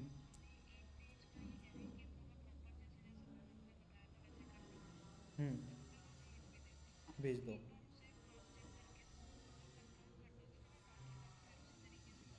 ठीक है मैम। अभी बताना है कि क्लास के बाद में बता दूँगा, ठीक है मैम।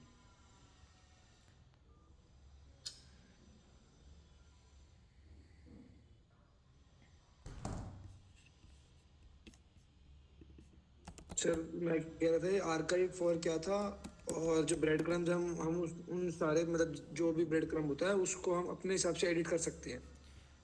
ब्रेड क्रम को पूरे को आप अपने अकॉर्डिंग एडिट नहीं कर सकते, इसमें ये एडिट करने का ऑप्शन देता है कि बीच में ये एरो कैसे लगाने हैं, ये स्टार्टिंग का होम दिखाना है या ये नहीं दिखाना, बस ये इतना ही ऑप्शन देता है। बाकी फिर ये होता है कि सिर्फ ये पीछे का पाथ दिखाना है या जिस पेज पे है वो भी दिखाना है, ठीक है। मतलब ये डिज़ाइनिंग है इसकी कि कैसा दिखाना है कैसा नहीं दिखाना। हाँ, तो वही मतलब हमारे ऊपर है, कस्टमाइज कर सकते हैं उसको अपने हिसाब से। बिल्कुल, ये पूरा ब्रेड क्रम और का ही तो है सारा कि अपीयरेंस कैसी होनी चाहिए उसकी। हाँ, वो तो देख लिया वो सर। हाँ, इसमें आर्काइव फॉर क्या है? आर्काइव फॉर ये क्या होता है देखो, जो ऑथर्स होते हैं, डेट किसको पब्लिश हुआ, ठीक है, कैटेगरीज एंड टैग्स हो गए, ये ना वर्डप्रेस में डिफ़ॉल्ट होते हैं हमारे पास कि आर्काइव लिखा हुआ आता है, ठीक है। ये एक वर्ड है जो लिखा हुआ आता है इनमें डिफ़ॉल्ट, क्योंकि वो वैसे पेजेस होते हैं जिनमें और भी चीज़ें ऐड ऑन होती रहती हैं, ठीक एक है। बार सर लिखा हुआ दिखाना है इसमें। इसमें तो मैंने हटा रखा है भाई सब में। हाँ, तो एक बार लगा दो ना, वो तो ऐसी सब डोमेन तो है। नहीं ये तो मेन डोमेन है, हाँ इसमें तो मैं लगा दूंगा। ये लो, एक मिनट, वो कहाँ पे गया, होम ये वाला था, सेकंड वाला था। प्रीफिक्स फॉर द ये ब्रांड क्रैम, इसका अगले वाला था। ये था, हाँ। ठीक है।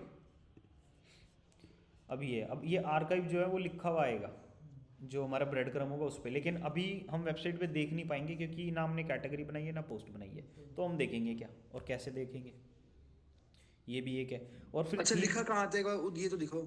ये ऐसे ही आता है भाई यहाँ पे ऐसे, ये ना थीम के ऊपर भी डिपेंड होता है कि हेडर के नीचे दिखाना है, इसके ऊपर दिखाना है, या ऐसे बीच में खाली जगह में दिखाना है, ये भी ऑप्शंस होते हैं थीम में भाई। ये नहीं पूरा सर, मेरे को ये डिजाइनिंग समझ पार्ट नहीं है, आ रहा कि ये क्यों क्यों लिखा होता है, क्या फायदा है इसका, क्या यूजर्स की नुकसान हेल्प है? होती है। अब मुझे पता है मैं इस वेबसाइट के कौन से पार्ट पे हूँ, ठीक है। एडवर्ब मैं अभी पढ़ रहा हूँ, वो कहाँ से आया, वो ग्रामर से आया। ग्रामर कहाँ सर से आई, इंग्लिश से ब्रेड आई। क्रम की बात नहीं कर रहा मैं आर्काइव फॉर जो वो लिखा हुआ था वो चीज क्या थी उसका पूछ रहा हूँ। वो कुछ नहीं है, वो डिफॉल्ट लिखा हुआ होता है, एक कह सकते हैं रैंडम, कहाँ वो पे? टेक्स्ट हमेशा लिखा होता है, कहाँ पे? वो इन्हीं सारे पेजेस में लिखा होता है, जो author pages, date pages, format and archives, या फिर कैटेगरीज एंड टैग के पेजेस, जो मेन पेजेस एंड पोस्ट होते हैं उसमें नहीं होता, इन सारे पेजेस में होता है, क्योंकि ये डिफरेंट होते हैं इन पेजेस से। जो आप उसमें अभी ब्रेड क्रम एक दिखा रहे थे उसमें नहीं लिखा था? हाँ इसमें भी आता है, ये तो लिखा हुआ है। कहाँ पे? ये प्लेसमेंट दिखाओ ना। प्लेसमेंट अभी इसकी प्रीव्यू हम नहीं कर सकते क्योंकि हमारी वेबसाइट पे कंटेंट नहीं है। ठीक। अभी जैसे कैटेगरीज और पोस्ट होती तो हम उसका प्रीव्यू देख पाते, लेकिन अभी कुछ खाली वेबसाइट है तो हम उसका प्रीव्यू नहीं देख पाएंगे अभी, ठीक है। ठीक।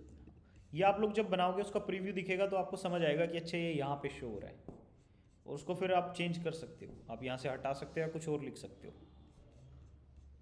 ठीक है। अभी तो बिल्कुल ब्लैंक है, इस पर एक पोस्ट भी नहीं है, अभी कुछ भी नहीं। क्रिएट करके देख सकते हैं अगर चाहे तो, ठीक है। लाइक मैंने पोस्ट यहाँ पे ऐड कर ली, इसका नाम कुछ भी दे दिया और पब्लिश कर दिया, ठीक है। फिर यहाँ पे एक और क्रिएट कर ली, पब्लिश, ठीक है। अब हम कैटेगरीज क्रिएट कर लेते हैं ताकि कैटेगरी भी हमारे पास आ जाए। देखो नेम और स्लग दोनों सेम होते हैं, स्लग होता है यूआरएल क्या रहेगा और ये होता है नेम क्या रहेगा पेज का, तो दोनों सेम रखते हैं, ऐड कैटेगरी, ठीक है। और फिर से एक और ऐसे ही ले लेते हैं, और स्लग क्या हो गया, सेम हो गया, इसको पेरेंट में डाल देते हैं इसकी, ठीक है, और ऐड न्यू कैटेगरी। अब इसका हम प्रीव्यू करके देख लेते हैं वेबसाइट का, विजिट साइट, लेकिन मे बी इसमें वो हमारे पास ऑप्शन अब ना हो, ठीक है। ऑप्शन कौन सा ना हो कि ब्रेड क्रम अनेबल का ऑप्शन ना हो। ब्रेड क्रम की सेटिंग्स तो है, लेकिन जो ब्रेड क्रम अनेबल का ऑप्शन होता है टोटली डिपेंड ऑन थीम, कि हमारी थीम में वो ऑप्शन है या नहीं। जैसे पोस्ट तो आ गए हैं, इस पर मैंने क्लिक करा, लेकिन थीम में अभी ब्रेड क्रम अनेबल नहीं है, तो कस्टमाइजेशन में जाके ब्रेड क्रम्स को अनेबल करना पड़ता है, ठीक है। अब यहाँ पे ढूंढना पड़ेगा कि कस्टमाइजेशन का क्या है। एसईओ ब्रेड क्रम ये है, use site editor and all, ये सब पूछ रहा है, use site editor,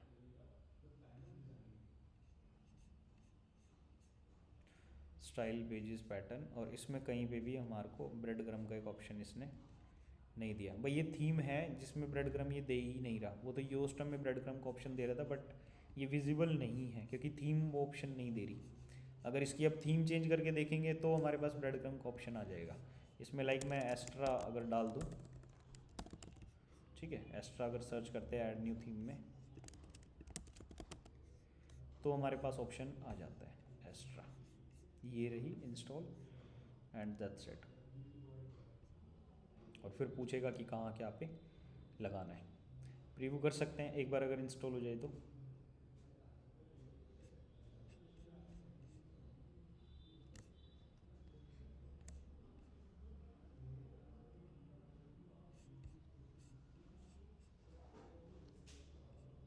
yes done है, एक्टिवेट कर दिया अभी इसको,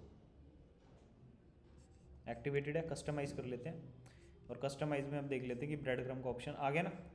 देखो इस थीम के ऊपर ही होता है बेसिकली, और उस थीम में वो नहीं था लेकिन यहाँ पे है अब इस थीम में। अब इसको क्लिक कर लिया किसी सिंगल ब्लॉक को और मैं ब्रेड क्रम्ब में गया। ब्रेड क्रम्ब में ऑन करने के बाद मैंने बोल दिया हाँ इनसाइड होना चाहिए, तो वो ऐसे इनसाइड में ब्रेड क्रम्ब दे देगा हेडर के। अब मैंने बोल दिया नहीं है तो मेरे को आफ्टर चाहिए तो इसके आफ्टर दे देगा, ठीक है। और मैंने बोल दिया नहीं मेरे को तो बिफोर चाहिए तो ये बिफोर दे देगा, इससे पहले, ठीक है। अब दिक्कत ये है कि मतलब टाइट इसका वो कौन सा उठाएगा, तो योस्ट से जो क्रिएट करें वो मेरे को चाहिए। अब योस्ट से मैंने क्रिएट करा है तो पब्लिश इसको कर दिया, ठीक है। पब्लिश करने के बाद मेरे को बेसिकली कैटेगरीज में जाना पड़ेगा, कैटेगरी ढूंढनी पड़ेगी भाई कहाँ पे। अब होम पे मैं गया, होम पे कैटेगरी शो नहीं हो रही थी। ब्लॉग है, ब्लॉग ब्लॉग ब्लॉग, ये सारे डिफ़ॉल्ट किसके अंदर चले गए, ब्लॉग के अंदर चले गए। हम अपनी वेबसाइट को एक बार खोल के इसको दूसरी कैटेगरी में डालते हैं जिसमें हमने सब कैटेगरीज एंड ऑल बनाया था, ठीक है। इस ब्लॉग पे मैं गया, एडिट ब्लॉग को खोल लिया और एडिट पोस्ट, और यहाँ से मैंने इसको कैटेगरी इसके अंदर डाल दिया ताकि थोड़ा वो पाथ लंबा दिखाई दे, ठीक है। और अपडेट मार दिया। अब इसको प्रीव्यू कर लेते हैं। प्रीव्यू क्या, मैं तो अपडेट ही कर देता हूँ। अपडेट करने के बाद इसी लिंक पे चलते हैं, ठीक है। तो अब ये यहाँ पे हम ऐसे आ गए। अब प्रीफिक्स और सफिक्स में कुछ भी नहीं है जो भी हमने योस्ट से बनाया था। ASDF मेरी कैटेगरी है, इसका ये ब्लॉग आ गया, दैट्स इट। कैटेगरी कहीं पे विजिबल नहीं है, ठीक है। लेकिन वहीं पे अगर मैं कस्टमाइज़ कर देता हूँ अपने अकॉर्डिंग कि मेरे को योस्टनो के डिफ़ॉल्ट चाहिए थीम के जो हैं, तो वो ऐसा सा रहेगा कि मैं कहाँ पे हूँ क्या हूँ। इसको खोलोगे फिर वो आगे का बताएगा ऐसे ऐसे ऐसे, ठीक है। तो it's totally depend on theme, क्या डिज़ाइन लेआउट रहेगा, कैसा दिखाई देगा। अब चलते हैं भाई वापस से इसी पे ही ब्रेड क्रम्ब वाले ऑप्शन पे। योस्ट का ये सारा सेट कर लोगे ना, फिर उसके बाद आप प्रीव्यू कर करके देख सकते हो। बट आप एक बार थीम का भी देख लेना डिफ़ॉल्ट सही है या नहीं। अगर थीम का अच्छा लग रहा है तो योस्ट वाले की ज़रूरत आपको नहीं पड़ेगी, ठीक है। फिर आता है ऑथर आर्काइव। आपकी वेबसाइट पे जो ऑथर्स होते हैं, ऑथर कौन से होते हैं बेसिकली, यूज़र्स पे जाएंगे, ऑल यूज़र्स जो होते हैं यही हमारे ऑथर भी होते हैं। अगर ये पोस्ट वगैरह डाल रहे हैं तो मैं यहाँ पे ऐड न्यू यूज़र करता हूँ, मतलब मुझे आपको एक्सेस देना है सपोज, तो मैं आपका नाम लिख दूंगा यहाँ पे XYZ, ठीक है। आप जो भी हो, आपकी ईमेल डाल दूंगा @gmail.com, ठीक है। आपका फर्स्ट नेम डाल दूंगा, आपका लास्ट नेम डाल दूंगा, वेबसाइट अगर है तो वो डाल दूंगा, वरना नहीं डालनी क्योंकि ये बैकलिंक की तरह काम करता है। पासवर्ड जनरेट करोगे रैंडम ऐसे होते जाएंगे जितने भी जनरेट करोगे। और अगर बनाना है तो वो आप बना लो लाइक XYZ@123.com, ठीक है। तो ये ऐसे पासवर्ड मैंने बना लिया और किसी को भी मैं भेज सकता हूँ विद द डिफरेंट एक्सेस कि ये मेरी वेबसाइट पे कोई ऑथर है, एडिटर है, एडमिनिस्ट्रेटर है, SEO एडिटर है, SEO मैनेजर है। इन सब फीचर्स के अकॉर्डिंग उसको ऑप्शंस अवेलेबल होते हैं। अगर मैं उसको सब्सक्राइबर दे रहा हूँ, उसको पोस्ट के अलावा कुछ और, पेज के अलावा कुछ और ऑप्शन दिखेगा ही नहीं पूरे वर्डप्रेस में, ठीक है। और अगर मैं उसको कंट्रीब्यूटर दे रहा हूँ तो फिर इसमें पोस्ट और पेजेस के अलावा हो सकता है कॉन्टैक्ट का या और कुछ ऑप्शन अवेलेबल हो जाए। मैं उसको एडिटर का दे रहा हूँ तो सेटिंग्स का ऑप्शन उसके अवेलेबल हो जाएगा और सारे प्लगइन भी दिखने लगेंगे। एडमिनिस्ट्रेटर का दे रहा हूँ तो उसको प्लगइन ऐड करने का भी ऑप्शन मिल जाएगा, ठीक है। तो ये डिफरेंट रोल्स होते हैं। जैसे मुझे भाई ट्रस्ट नहीं है, अभी आप लर्निंग फेज में हो, मुझे लग रहा है मे बी आप शायद कुछ गड़बड़ कर सकते हो, तो मैं आपको एक्सेस दूंगा विद ऑथर कि आप सिर्फ कंटेंट लिख सकते हो। दूसरा मैं एक्सेस नहीं दे रहा कि आप प्लगइन ऐड कर दो, डिलीट कर दो, ये उड़ा दो, वो उड़ा दो, वो कोई ऑप्शन मैं आपको नहीं दूंगा, ठीक है। जैसे ही ये सब हो जाएगा मैं यहाँ से ऐड न्यू यूज़र कर देता हूँ, फिर आपको एक मेल जाता है, वहाँ से आप अपना पासवर्ड वगैरह रीसेट भी कर सकते हैं और फिर दैट्स इट, हो गया, ठीक है। तो ये ऑथर के लिए था। ऐसे ही एक वेबसाइट पे 50 या 100 ऑथर या हज़ारों ऑथर भी हो सकते हैं, डिपेंड ऑन वेबसाइट साइज, ठीक है। लाइक अमेजोन है, फ्लिपकार्ट है, इन पे सोचो सेलर कितने सारे हैं, है कि नहीं, सेलर अकाउंट कितने होंगे। तो वो ऐसे ही होता है, एक बड़ी वेबसाइट जो ब्लॉगिंग वाली होती है उन पे ऑथर्स भी बहुत सारे होते हैं, लिखने वाले लोग बहुत सारे होते हैं। नेक्स्ट हमारे पास आ रहा है डेट आर्काइव्स की डेट वगैरह आपको दिखानी है या नहीं दिखानी सर्च कंसोल में। हाँ हमें दिखानी है, कोई दिक्कत नहीं है। फॉर्मेट आर्काइव, आपका फॉर्मेट क्या रहेगा, इसकी मेरे को कभी ज़रूरत नहीं पड़ी बेसिकली कि यूआरएल जो है गूगल में वो प्रॉपर पूरा का पूरा दिखाना है कि ये जो पोस्ट है वो कहाँ से आई, वो यहाँ से आई, या सीधा पोस्ट नेम दिखाना है। तो हम तो सीधा पोस्ट नेम भी रख सकते हैं। स्पेशल पेजेस होते हैं कुछ, जैसे कि कोई 404 वाला पेज या फिर सर्च का पेज, ये स्पेशल पेजेस होते हैं। ये अपने आप बनते हैं जब कोई गलत सर्च करता है या फिर कुछ भी सर्च करता है या फिर कोई पेज डिलीट हो जाता है तो वो अपने आप एक 404 पे रिडायरेक्ट हो जाता है बंदा, तो ये अपने आप बनते हैं। सो इनको स्पेशल पेजेस हम बोलेंगे। मीडिया पेजेस, आपने कुछ कुछ मीडिया फाइल्स को अगर गूगल पे दिखाना है, कुछ करना है, तो आप उनको चाहो तो गूगल पे शो करा सकते हो। ये बेसिकली SCRP पे हमारे दिखने स्टार्ट हो जाते हैं, ठीक है। अब SCRP पे दिखाना है नहीं दिखाना वो आपके ऊपर है, हम इसको दिखाएं या ना दिखाएं। यूज टू डिफ़ॉल्ट कहते हैं कि आप इसको ना भी दिखाओ तो भी काम चलेगा, ठीक है। तो हमारे ऊपर इसको रखें या ना रखें, आप रख दोगे तो भी दिक्कत नहीं है, नहीं रखोगे तो भी दिक्कत नहीं है, ठीक है। देन इसको क्या कर दोगे, यहाँ से सेव कर दोगे। तो ये योस्ट की बेसिकली सेटिंग्स थी जिसमें advance, category tags, content types और जनरल, ये चीज़ें हमने देख लिया। अब बात करते हैं कि जो इसमें कनेक्शंस या इंटीग्रेशन ये बोल रहा था ये क्या है। अब देखो बेडू, Bing, Yandex, these are all the Google alternate search engine, they are competitor of the Google, ठीक है। सो इनको बाद में कनेक्ट करेंगे। First of all we should connect Google search console to our website. अब ये क्या है, ये सर्च कंसोल है, मतलब इसी से ही गूगल पे आपकी वेबसाइट के सारे पेजेस स्क्रॉल होंगे, उनमें एरर्स पता चलेंगे, उनके सॉल्यूशंस आपको पता चलेंगे। यहाँ पे लिंक दिया गया है, सिंपल क्लिक करके जा सकते हो। सारे पेजेस को एक बार डिलीट कर देते हैं भाई, जो भी मैंने फालतू का खोल रखा है, क्योंकि अब हम कनेक्शंस की बात कर रहे हैं तो सिर्फ कनेक्शन पे ही बात करेंगे। अब देख लेते हैं कि कौन सा प्लगइन हमने छोड़ दिया। हमने एक प्लगइन छोड़ दिया था HFCM, that is header footer code manager, ठीक है।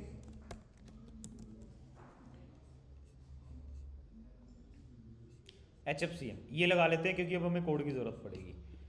सो वेबसाइट का URL आपको कॉपी कर लेना है और गूगल सर्च कंसोल को अपनी वेबसाइट से कनेक्ट करने के लिए आपको नई प्रॉपर्टी ऐड करनी है और वो करना है URL प्रीफिक्स। जब हम सर्च कंसोल कनेक्ट करते हैं दो ऑप्शन दे रहे हैं, एक है डोमेन और एक है प्रीफिक्स। डोमेन थोड़ा टाइम लेता है लेकिन वो हर टाइप के URL को ट्रैक कर सकता है।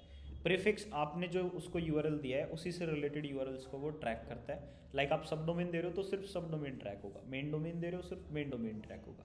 लेकिन डोमेन में अगर आप डोमेन नेम डाल देते हो तो चाहे वो सब डोमेन हो डायरेक्टरी, वो सबका डाटा आपको दिखाने लग जाता है। लेकिन इसको वेरीफाई कराने का एक ही मेथड होता है, it will take around 24 hours. So मैं इसको यूज़ बहुत कम करता हूँ, मैं सीधा क्या करता हूँ URL प्रीफिक्स। इसकी कंडीशंस होती हैं भाई, आप जब बड़े लेवल पे काम करोगे, एक ही वेबसाइट के 4-5 पार्ट बनाओगे तब इसकी ज़रूरत पड़ेगी। अदरवाइज एक ही डोमेन पे एक सब डोमेन पे काम करना है, you can go for the URL prefix. URL डाल दिया, कंटिन्यू कर दिया। अब एक कोड देगा, उठा के हेडर में लगा देना, वेबसाइट के हो गया काम। और वो किससे लगाएंगे हम, header footer code manager. But एक चीज़ की, एक होता है ना वेबसाइट को वेरीफाई करना है ना, सर्च कंसोल से अपनी वेबसाइट को वेरीफाई करना है। We have 5 option available here, HTML file, HTML tag, Google analytics, tag manager, domain name, provider. This will take around 24 hour time frame. Google tag manager, इसके लिए आपको 2 टैग चाहिए होते हैं, हेडर और बॉडी टैग, ठीक है। बॉडी टैग एक चैलेंजिंग हो जाता है, कई बार हमें वेबसाइट में अलग से प्लगइन लगाना पड़ता है या थीम सेटिंग में जाके भी बॉडी टैग लगाना पड़ता है, ये भी बताऊंगा कैसे करते हैं। फाइल से भी कैसे करते हैं वो भी बताऊंगा, टैग मैनेजर से कैसे करते हैं वो भी बताऊंगा। एक एक करके 4-5 मेथड्स आपको करके दिखा देता हूँ। लेकिन आप चाहो तो कोई एक मेथड कर दोगे तब भी आपका काम हो गया, ये तब भी वेरीफाई हो जाएगा सिर्फ और सिर्फ एक मेथड से। अब HTML फाइल है, इसको कैसे करना है, इसको पहले डाउनलोड कर लेना है भाई। फाइल है तो ये जाएगी पब्लिक HTML में, जो कि होता है हमारे सर्वर के ऊपर। ये क्या है, हमारा सर्वर। और अब मेरे को पब्लिक HTML में जाना है तो मैं डैशबोर्ड पे गया, फाइल मैनेजर में गया। फाइल मैनेजर में मेरे पास अब फोल्डर्स होंगे, फोल्डर में मेरे को कहाँ जाना है, पब्लिक HTML। कहाँ पे, पब्लिक HTML में टेस्ट के नाम से जो फोल्डर बनाया था उसमें आपको इस फाइल को अपलोड कर देना है, ठीक है। यहाँ आके छोड़ दो, हो गया, अपलोड हो गया, ठीक है, बस अपलोड हो गया, दैट्स इट। इसमें कुछ और नहीं करना है, इसमें कुछ ऐसा वो नहीं होता कि आपने सेव करना है, वेरीफाई करना है या फलाना डिमका कुछ करना है। इसमें आप डालते हैं hand to hand live set होता है, मतलब लाइव वेरीफाई होता है एकदम वहीं की वहीं, ठीक है। अब यहाँ पे आ जाते हैं तो HTML फाइल हमने डाल दी, मैं क्लिक करता हूँ वेरीफाई पे तो ये हो जाएगा, ठीक है। लेकिन मैं अभी नहीं करूँगा क्योंकि जैसे ही वेरीफाई पे क्लिक करा ये ऑप्शन हट जाएगा और मेरे को उस पर ले जाएगा। बट आप चाहो तो कर सकते हो क्योंकि आपने वेरीफाई कर दिया। मैं सिखाना चाह रहा हूँ जस्ट कि आप इनको सबको वेरीफाई कैसे करोगे। HTML टैग, ये टैग आपके पास होता है, इसको यहाँ से कॉपी करना है। कॉपी करने के बाद जो हमने HFCM प्लगइन लगाया था, क्या लगाया था? HFCM plugin. एक बार रिलोड कर लेते हैं, साइड में आ जाएगा। यस, तो HFCM प्लगइन कहाँ पे है? HFCM दिख रहा है कहीं?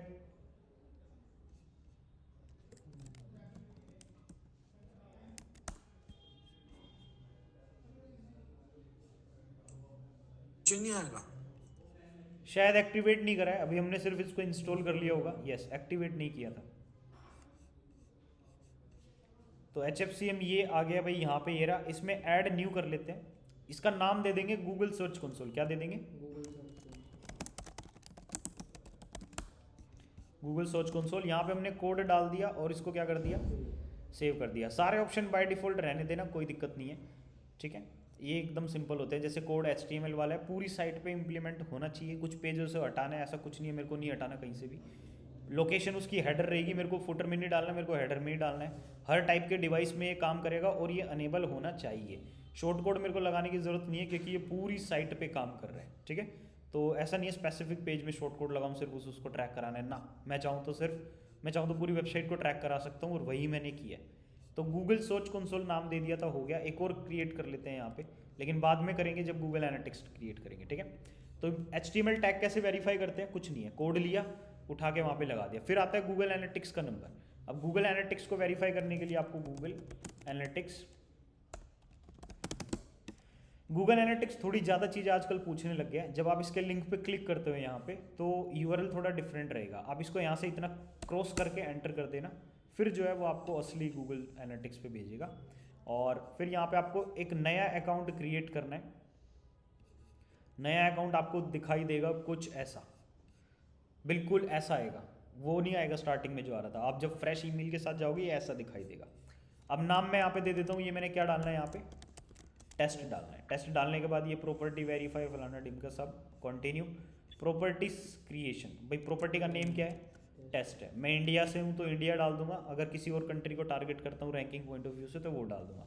आपको रुपी सर्च करना है, INR सर्च नहीं करना, ठीक है। करेंसी कौन सी है? शो एडवांस ऑप्शन पूछ रहा है। यूनिवर्सल एनालिटिक्स ये बंद हो चुका है, कोई फायदा नहीं है। नेक्स्ट ऑप्शन, बिजनेस की डिटेल डाल दो भाई। हम बना रहे हैं किससे रिलेटेड? हम बना रहे हैं बिजनेस और इंडस्ट्री से रिलेटेड वेबसाइट। मेरी वेबसाइट जो है वो मीडियम लोगों की है, 11 से 100 लोग काम करते हैं। और नेक्स्ट, मेरे को हर चीज़ के लिए चाहिए तो आप नीचे आके गेट बेसलाइन रिपोर्ट पे क्लिक कर दोगे, औरों पे क्लिक करने की नीड नहीं है। क्योंकि अगर आपने सब पे क्लिक किया हुआ है और आप लास्ट में आके इस पे क्लिक करोगे तो वो वैसे ही सब बढ़ जाएगा। तो आपको एक ही क्लिक में सारे ऑप्शन दे रहे हो तो उसी से क्रिएट कर लेना। सिलेक्ट करना पड़ेगा इंडिया, करेंसी, कंट्री दोनों। ये होने के बाद यहाँ से नीचे आके देख लेना साइड में सब सेट है या नहीं, क्योंकि एक और टिक होता है, हमेशा 2 टिक होते हैं भाई। ये साइड से नीचे आना पड़ेगा। एक ये स्क्रॉल है, इसको नहीं देखना, इस पीछे वाले को देखना है। I accept. ये पूछ रहा है वेबसाइट है, ऐप है या iOS का ऐप है। मैं तो वेबसाइट कनेक्ट करने आया हूँ। वेबसाइट के बाद आपको वेबसाइट का नाम डालना है। याद रखना सब डोमेन ये एक्सेप्ट नहीं करता, तो मैं यहाँ पे मेन डोमेन डाल देता हूँ फिलहाल के लिए, serverfacts.com। और मैंने यहाँ पे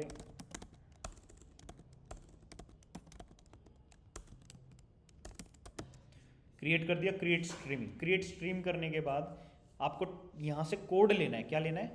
कोड। और कोड के लिए आपको इसकी इंस्ट्रक्शन लेनी पड़ेगी भाई, ठीक है। आपने यहाँ पे क्लिक करना है, simple view tag instruction. Hang हो सकता है, थोड़ा सा होल्ड कर लेना। और फिर यहाँ से आपको मैनुअली इंस्टॉल करनी है। कह रहा है प्लगइन लगा लो, वो लगा लो। क्यों लगा ले जब हमने एक लगा रखा है ऑलरेडी? एक ही से काम चल रहा है, हम दूसरा क्यों लगाए? इंस्टॉल पे जाओ, कोड ले लो, ये रहा। कॉपी का ऑप्शन यहीं पे मिल जाएगा और उठा के जाके वेबसाइट में कोड लगा के आ जाओ। तो मतलब ये हेडर में बोल रहा था आपको, हेडर में कोड लगाना है गूगल एनालिटिक्स का। गूगल एनालिटिक्स का कोड हमें मिल गया।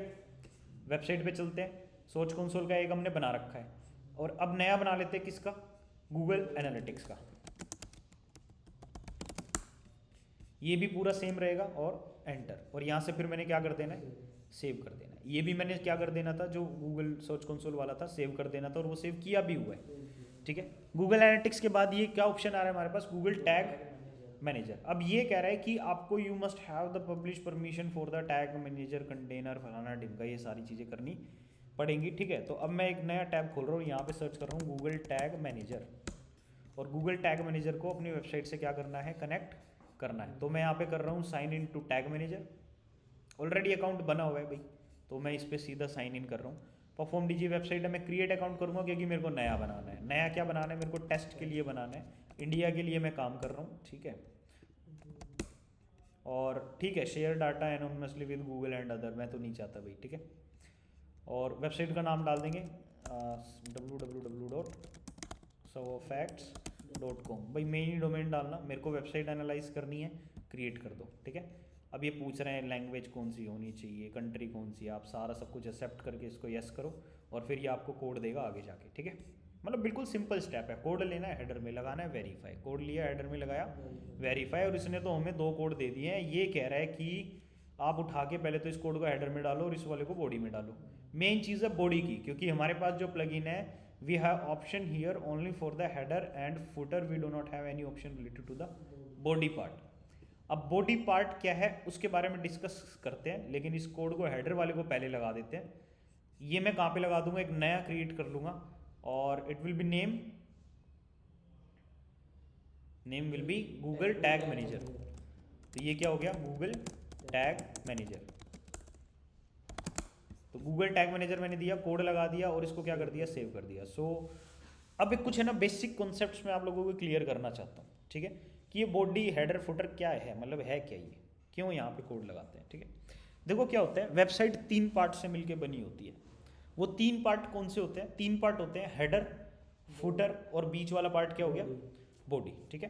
तो अब जो 3 पार्ट है, हेडर, फुटर, बॉडी, आप हेडर में कोई कोड डाल दो या फुटर में कोई कोड डाल दो, ठीक है, वो ट्रैक कर लेगा पूरी वेबसाइट को, क्योंकि हेडर और footer they are common in everywhere. हर वेबसाइट में हेडर और फुटर हर पेज पे होता है। हर पेज को ट्रैक करने के लिए कौन सा डाटा हो गया, हेडर और फुटर। अब बात करते हैं, अगर किसी इंडिविजुअल पेज को या उस स्पेसिफिक पेज का डाटा अगर फैच करना है तो बॉडी का काम आ जाता है, ठीक है, क्योंकि बॉडी होती है स्पेसिफिक पेजेस के अकॉर्डिंग, ठीक है। लेकिन बॉडी का भी एक फॉर्मेट होता है। बॉडी में क्या होगा, बॉडी में एक कंटेनर होगा, बॉडी में साइड बार होगा। तो हम चाहें तो बॉडी के अंदर भी कोई कोड लगा सकते हैं जो कि हर पेज के लिए कॉमन रहेगा। मतलब गूगल टैग मैनेजर में आप इन फ्यूचर कोई भी एक्सपेरिमेंट करते हो कि yes I have created a page, landing page for the e commerce website to run ads, ठीक है, जहाँ पे मेरे को एक्सपेरिमेंट करना है कि इस एक पेज से मेरे को कितना प्रॉफिट आया। तो गूगल टैग मैनेजर में हमें सिर्फ उस एक पेज की रिपोर्ट चाहिए कि उस एक पेज से ऐड रन करने से कितना प्रॉफिट आया। मेरे को पूरी वेबसाइट का नहीं देखना, क्योंकि ईमेल मार्केटिंग का भी होगा, आपका फेसबुक एड्स का भी होगा, क्योंकि मेरे को गूगल एड्स का ट्रैक करना है तो सिर्फ वही ट्रैक करना है। तो गूगल टैग मैनेजर आपको ये सारे ऑप्शन देता है स्पेसिफिक चीज़ों के लिए, कि आप हर तरीके से एक एक यूआरएल को, एक एक पेज को हर तरीके से देख सकते हो।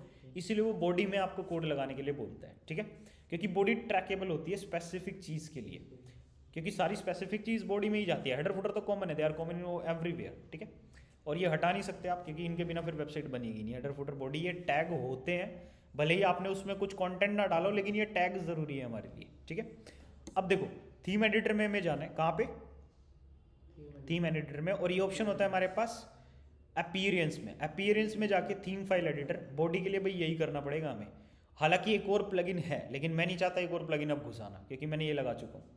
अब यहाँ पे आने के बाद आपको कहाँ पे जाना है, वेबसाइट के थीम फुटर थीम हेडर, कहाँ पे, थीम हेडर। तो सबसे पहले थीम हेडर में जाएंगे, क्योंकि फुटर तो नीचे का पार्ट हो गया, हेडर के बाद आता है बॉडी। तो हेडर में जाके देख लेते हैं क्या यहाँ पे बॉडी का ऑप्शन अवेलेबल है, और इस पार्ट में आने के बाद कंट्रोल F बॉडी सर्च कर लेना। अब यहाँ पे क्या आ गया हमारे पास, बॉडी आ गया। So this is the starting of the body area. ये क्या है, वेबसाइट में बॉडी एरिया का स्टार्टिंग है। जैसे हेड एरिया का एंड ये रहा, और हेड एरिया की स्टार्टिंग ये रही। आप जितने भी कोड लगाओगे, जो भी कुछ लगाओगे, they all come into the header section, ठीक है।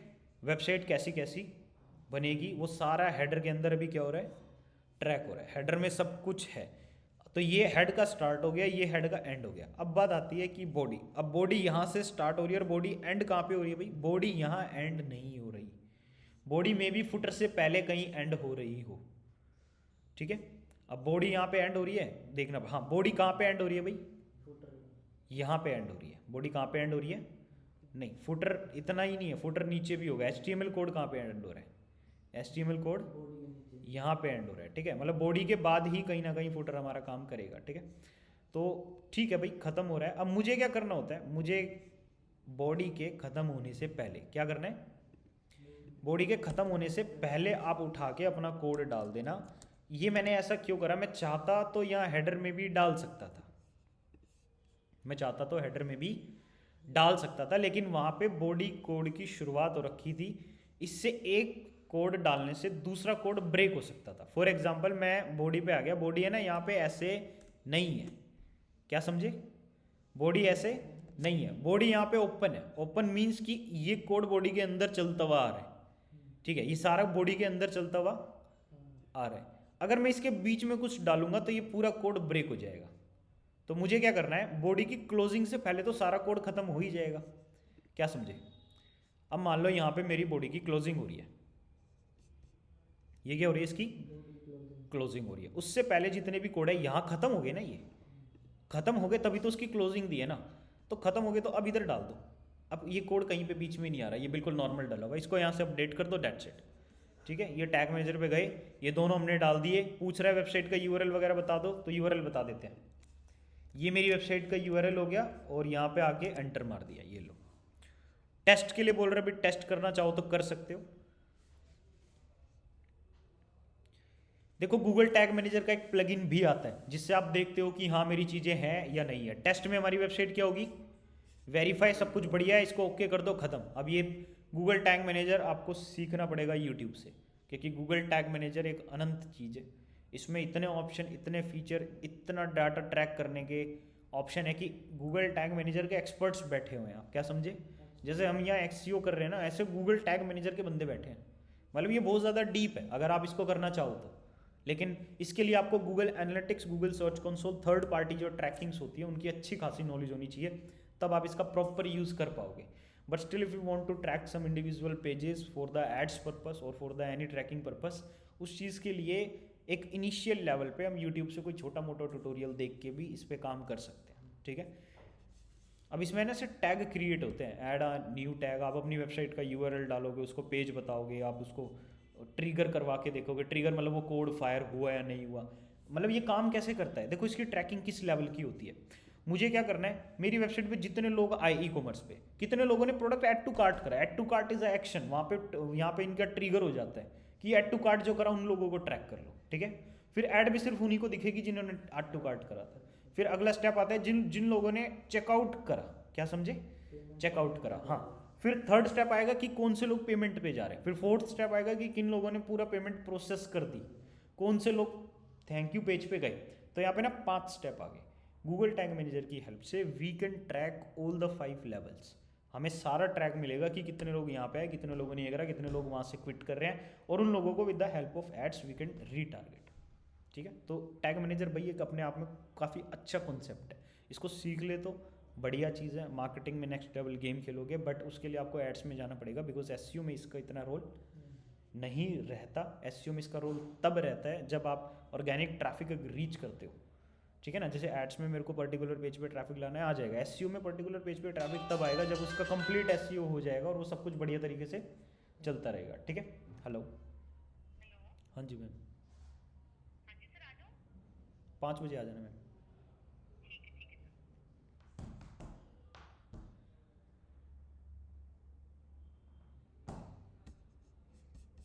ठीक है, अब भाई वापस से सर्च कंसोल पे आते हैं। अब ये पूछ रहा है domain name service provider. Domain name provider जो है उसको आप वेरीफाई करो। अब ये कैसे वही वेरीफाई होता है, इसमें बिल्कुल सिंपल है। ये कह रहा है सेलेक्ट रिकॉर्ड टाइप txt, ठीक है। और domain name service provider, it means मेरे को गोडैडी में जाना पड़ेगा, ठीक है। गोडैडी में नहीं तो मेरे को फिर होस्टिंग में जाना पड़ेगा जहाँ पे डोमेन मेरा कनेक्टेड है, और उसमें डीएनएस रिकॉर्ड एक ऐड करना पड़ेगा। और डीएनएस रिकॉर्ड जो है वो टाइम लेता है। इसमें एक टीटीएल का ऑप्शन भी होता है, उस पर भी हम डिस्कस कर लेते हैं। अब मैं यहाँ पे आ गया, यहाँ पे मेरा डोमेन कनेक्टेड है इस होस्टिंग से। यहाँ पे सर्च करना है डीएनएस। क्या सर्च करना है, डीएनएस, क्योंकि उसने यही बोला है। ये जो बोलेगा वही आपको करना है। सेलेक्ट txt रिकॉर्ड करो, ठीक है। और डोमेन नेम क्या होता है, डीएनएस होता है हमारा, ठीक है। तो मैं होस्टिंग में गया डीएनएस के अंदर। डीएनएस के अंदर ये ऑलरेडी बहुत सारे रिकॉर्ड एडिड होते हैं, इनको ना छेड़ते हुए मुझे यहाँ से सिंपल txt रिकॉर्ड ऐड करना है, क्योंकि उसने क्या बोला है, txt रिकॉर्ड ऐड करो। सेकंड स्टेप वो कह रहा है कि sign in to your domain name provider like GoDaddy Namecheap, कहीं से भी आपने ले रखा है वहाँ पे जो, तो भाई वो तो मैंने कर ही रखा है। अब ये कह रहा है कि आपको copy txt record below the DNS configuration for test.server.com। ये कह रहा है for test.server.com, it means we have to copy this test.server.com, और जो txt रिकॉर्ड था उसकी नेम क्या है, उसका नेम क्या है, ये है। अब वो कह रहा है राइट द वैल्यू, वो कह रहा है कि आपको ये कोड डालना है फॉर इसके लिए ये वाला कोड, तो वैल्यू क्या होगी इसकी, वैल्यू क्या होगी, ये हो गया। अब इसको उठा के ये कह रहा है TTL, तो TTL डिफॉल्ट रहने दो। देखो TTL का मतलब है ना एक टाइम होता है, ये बॉट्स के लिए हम कह सकते हैं कोडिंग लैंग्वेज में TTL एक टाइम, आप चाहो तो TTL टू टाइम कर सकते हो। क्या कर सकते हो, TTL टू टाइम, मतलब 1440 जो वो TTL दिखा रहा है वो एक्चुअल में टाइम कितना होगा, मेरे को कितनी देर बाद वो चेंज रिफ्लेक्ट हो जाएगा। ठीक है, लाइक मैंने इसको कैलकुलेट करा तो 4 घंटे बोल रहा है, कितने बोल रहे हैं, 4 घंटे। 14,400 TTL का मतलब क्या होता है, 4 घंटे, आप उसको कैलकुलेट कर सकते हो। और यहाँ पे क्या कर देना है, ऐड रिकॉर्ड, बट मैं नहीं कर रहा क्योंकि मेरे को वेरीफाई भी नहीं करना, वो मैं एग्जाम्पल के लिए आपको बता रहा हूँ। ठीक है, ये छोड़ देना। अगर ये वेरीफाई नहीं होता सपोज आफ्टर 24 या 48 आवर्स बाद, तो आपको यहाँ से क्या करना है, जो Google site verification equal to है इसको हटा देना है, because the value is only this one. ये तो बता रहे हैं ना कि गूगल साइट वेरिफिकेशन, बट इसके साथ हो जाता है, कभी कभी नहीं होता है, तो करना पड़ेगा। ठीक है, अगर नहीं हुआ तो हटा देंगे, हो गया तो रहने देंगे और ऐड रिकॉर्ड कर देंगे। ठीक है, अब नेक्स्ट बढ़ जाते हैं भाई। ये जैसे ही सारी चीज़ें आप कर लेते हो, आप किसी पे भी अब एक पे भी वेरीफाई का टिक मार दोगे ना, वो वेरीफाई हो जाएगा। लाइक मैं टैग पे गया, वेरीफाई कर लिया, तो ये थोड़ा सा घूमेगा, वेट करेगा और बोलेगा हाँ वेरीफाई हो रहा है और हो जाएगा वेरीफाई, और तो क्या ही होना है, इतना टाइम ले रहा है फिर तो पक्का ही हो जाएगा। ठीक है, वाह, ownership verified, go to property. अब गो टू प्रॉपर्टी पे जाने के बाद आपको क्या करना है, सेटिंग्स में जाना है। सेटिंग में बहुत सारे ऑप्शन देखो, जैसे ओनरशिप वेरिफिकेशन, अब वो जो 5 ऑप्शन थे वो आ रहे हैं। देखो HTML टैग आपका वेरीफाई है, फाइल भी करनी है, हाँ मेरे को करनी है, इस पर क्लिक मारो, वेरीफाई कर लो। फिर ये अगला ऑप्शन पूछेगा गूगल एनालिटिक्स, ये भी करना है, हाँ करना है। ठीक है, फिर ये पूछेगा गूगल टैग मैनेजर, ये भी करना है, दिक्कत है। ठीक है, verification method failure, we could not find Google tag manager, container ID मैंने बताया था ना, इसमें और भी चीज़ें होती हैं, वो ट्रिगर करना पड़ता है तभी होगा भाई, आईडी वाईडी लगानी पड़ेगी। ठीक है, कोड तो लगा दिए लेकिन आईडी वाईडी अब क्रिएट करके लगानी पड़ेगी, इसके लिए ट्यूटोरियल आपको देखने पड़ेंगे। DNS वेरीफाई करोगे 4 घंटे से पहले, तो वो वैसे ही मना कर रहे हैं, तो आप क्यों इसके पीछे पड़े हुए हो, है ना। तो 2 चीज़ें हमारी रहेगी, 3 चीज़ें वेरीफाई होगी। कई बार गूगल इंडेक्सिंग इश्यू देता है, उसके लिए हम क्या करते हैं, सारे मेथड से वेरीफाई करा देते हैं, हर तरीके से गूगल वेबसाइट पे शो हो, कोई भी मेथड ना बचे। ठीक है, तो इंडेक्सिंग इशू बढ़ जाता है। कुछ लोग कहते हैं मेरे तो डोमेन नेम पे मेरी वेबसाइट नहीं आ रही, आप ऐसे वेरीफाई कर लो फिर आ जाएगी, चांसेस बढ़ जाते हैं ऐसे आने के। ठीक है, क्योंकि गूगल एनालिटिक्स का डाटा सर्च कंसोल का डाटा के साथ कनेक्टेड है, फाइल का डाटा, सर्वर का डाटा डायरेक्ट सर्च कंसोल के साथ कनेक्टेड है। अब आपकी वेबसाइट के इंडेक्सिंग के इशू नहीं आएंगे, सब कुछ बढ़िया चलता रहेगा। ठीक है, ये हो गया। गूगल एनालिटिक्स कैसे कनेक्ट करते हैं, गूगल सर्च कंसोल कैसे कनेक्ट करते हैं, गूगल टैग मैनेजर कैसे कनेक्ट करते हैं, ये सारी चीज़ें आप लोगों को समझ आ गई हैं। अब वापस से हमारे किस पे आ जाते हैं, योस्ट SEO। और योस्ट SEO में जो गूगल वेरिफिकेशन कोड ये मांग रहा था, अब हम उसको यहाँ पे डालेंगे, गूगल बिंग वेरिफिकेशन। तो हमने एक HFCM के अंदर बना रखा है ना अपना, तो इसको एक बार रीलोड कर देते हैं।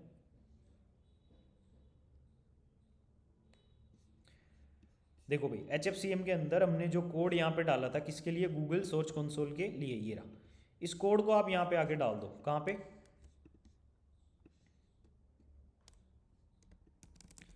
बेसिकली क्या डालना है, कंटेंट डालना है, कहाँ पे, यहाँ पे गूगल सर्च कंसोल में, एंड दैट्स इट, सेव कर दो। ठीक है, देखो एक चीज़ तो हमने वेरीफाई कर ली, क्या, गूगल। अब ये कह रहा है वेब बाइडू करो, बिंग करो, ये करो, वो डिफरेंट कंट्रीज के लिए होता है, लेकिन मैं चाहूँ तो कर सकता हूँ। लाइक मैं बाइडू पे आ गया, बाइडू पे आने के बाद आपको इसकी एक जीमेल क्रिएट करनी पड़ती है, इसको इंग्लिश लैंग्वेज में चेंज करके आपको सारी चीज़ें देखनी पड़ती हैं। यहाँ पे लॉगिन कर लेंगे, लॉगिन मैं कर रहा हूँ क्योंकि मेरा अकाउंट ऑलरेडी क्रिएटेड है, तो आप भी कर लेना इंग्लिश लैंग्वेज में क्रिएट करने के बाद। अब ये यूज़र नेम और ID पूछ रहा है, तो गूगल का ऑप्शन दे रहा है, sign up now and forget Baidu account.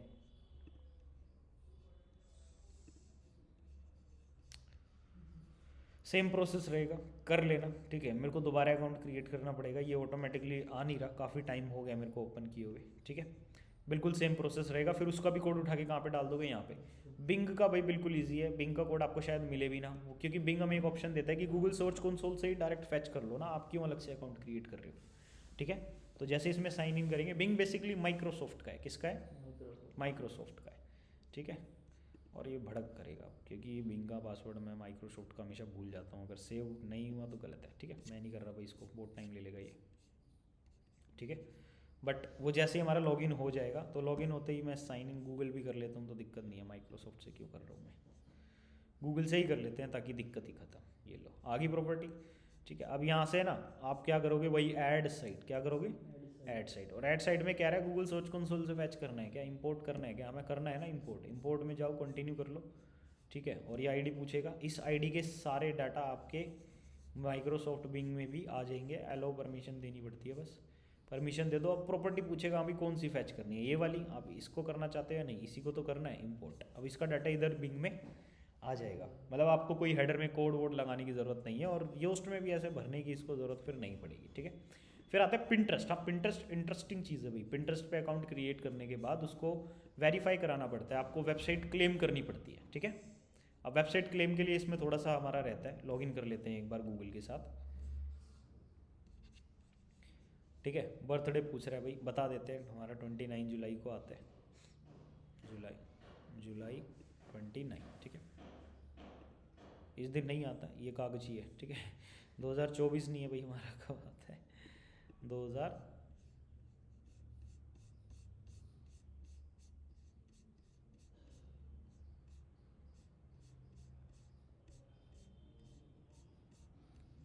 1998 आता है।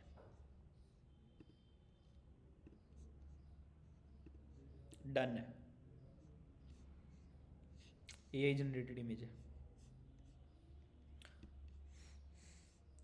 अब आपको क्या करना है भाई, आपको मतलब सेटिंग वेटिंग में घुसना है इसकी, क्योंकि इसको वेरीफाई करना है ना, ठीक है। तो सेटिंग्स में जाना है, सेटिंग में आने के बाद यहाँ पे सोशल परमिशंस अकाउंट, इसमें देखो भाई अब कहाँ पे आ रहा है, क्लेम अकाउंट, क्लेम्ड अकाउंट में जाना है। क्लेम अकाउंट में वेबसाइट को क्लेम करना है।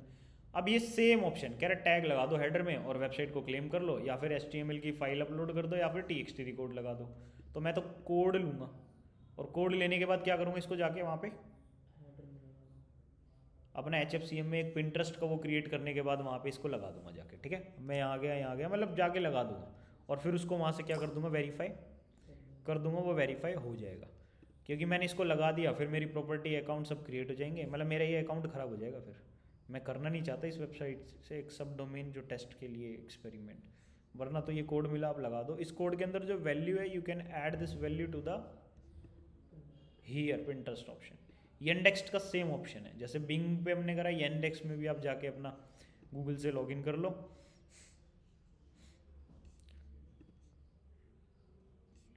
यार सारी परमिशन लो गई क्या, नहीं भाई रोबोट। और यहाँ पे अपनी वेबसाइट का URL डालो, ये कोड देगा, उठा के हेडर में लगा दो, वेरीफाई कर लो, हो गया, ठीक है। एन एरर अकर्ड, प्रॉब्लम आ रही है,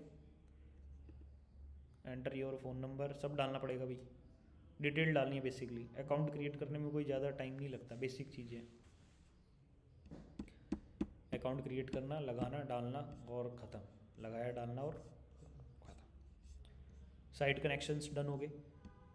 अपनी वेबसाइट को गूगल सर्च कंसोल से, गूगल एनालिटिक्स से, गूगल टैग मैनेजर से, बिंग, बेडू, येंडेक्स से, इन सब से कैसे कनेक्ट करना है, ये सब हमने देख लिया। पिंटरेस्ट में भी हम अपनी वेबसाइट को क्या करा सकते हैं, क्लेम करा सकते हैं। तो ये सारी चीज़ें हमने आज की क्लास में देख ली, कौन कौन से प्लगइन अवेलेबल हैं, उनको सेटअप करना, ठीक है, वो भी हमने देख लिया।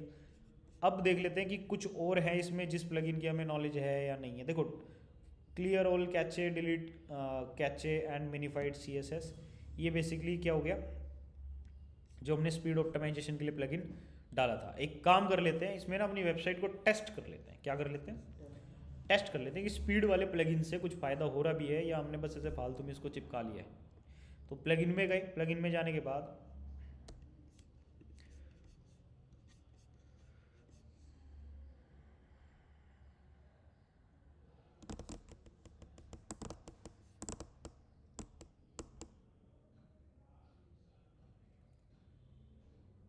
बहुत टाइम ले रहा है।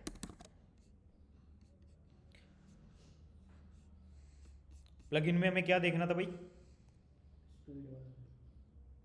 स्पीड वाला देखना था, WP फास्टेस्ट कैचे, है ना? तो WP फास्टेस्ट कैचे हमारे पास ये रहा, इसको डीएक्टिवेट कर देते हैं एक बार और अपनी वेबसाइट की स्पीड को चेक करते हैं with the help of a website that is Google page speed insight. Google page speed insight, ये इस पे मैं गया, इस वेबसाइट पे अपने यूआरएल डाल दिया, एनालाइज। इसके अलावा एक और वेबसाइट है जो कि सबसे बेस्ट मानी जाती है, जीटी मैट्रिक्स। जीटी मैट्रिक्स, इस पे मैं गया, वेबसाइट का यूआरएल डाला, दैट्स इट। एक और वेबसाइट है भाई हमारे पास, पिंगडॉम। पिंगडॉम स्पीड टेस्ट। इस पे आने के बाद चेक कर लेना भाई क्या आ रही है। एंटर कर दिया वेबसाइट, आपको सर्वर सेलेक्ट करना है, बेसिकली मेरे को एशिया के लिए चेक करना है, और स्टार्ट टेस्ट। अब ये तीनों चारों आपकी वेबसाइट को एनालाइज करेंगे, मोबाइल में, डेस्कटॉप में उसकी क्या परफॉर्मेंस है। In mobile we have 87%, in desktop we have 88%। It means हाँ ओके है, ठीक ही है, दोनों काम चला हुआ है, काम चल जाएगा, ठीक है। According to GTmetrix report generate कर रहा है, हमें एक स्कोर देगा, बताएगा क्या है, और इसने लॉगिन मांग लिया जो कि मेरे को बिल्कुल अच्छा नहीं लगा, ठीक है। अकाउंट क्रिएट कर लेंगे तो ठीक है। अभी ये मेरे से लॉगिन मांग रहा है, कोई हटाने का भी ऑप्शन नहीं है, देखो फ्री है ये, इनकॉग्निटो मैंने कर लिया इसलिए मांग रहा है, वरना नॉर्मल में मेरे से नहीं मांगता, ठीक है। जीटी मैट्रिक्स में भी टेक्स्ट कर लेना। और इसने भी क्या दे दिया, ये 87 स्कोर है आपका, और सही स्कोर है। लोड टाइम वगैरह जो है 1.35 सेकंड में आपकी वेबसाइट लोड हो रही है। पेज का साइज़ भी अभी 310.6 KB का, ये दिक्कत नहीं है। दिक्कत इनमें है जो डी ग्रेड आपको मिला है, इनको आप चाहो तो ठीक कर लेना, ठीक है। यूट्यूब पे इनके सबके ट्यूटोरियल मिल जाते हैं, लेकिन हम इनको आगे जाके पेज स्पीड ऑप्टिमाइजेशन को भी देखेंगे कि कैसे अपनी वेबसाइट को ऑप्टिमाइज़ करते हैं, एक उस पर क्लास होगी, तो आपको यूट्यूब पे जाने की ज़रूरत नहीं है। 87 और एक्सेसिबिलिटी 95। अब मैं क्या कर रहा हूँ, अब उस प्लगइन को फिर से एक बार एक्टिवेट कर रहा हूँ, ठीक है, एक्टिवेट, और इसको फिर से रीटेस्ट करते हैं। क्या करते हैं, एनालाइज।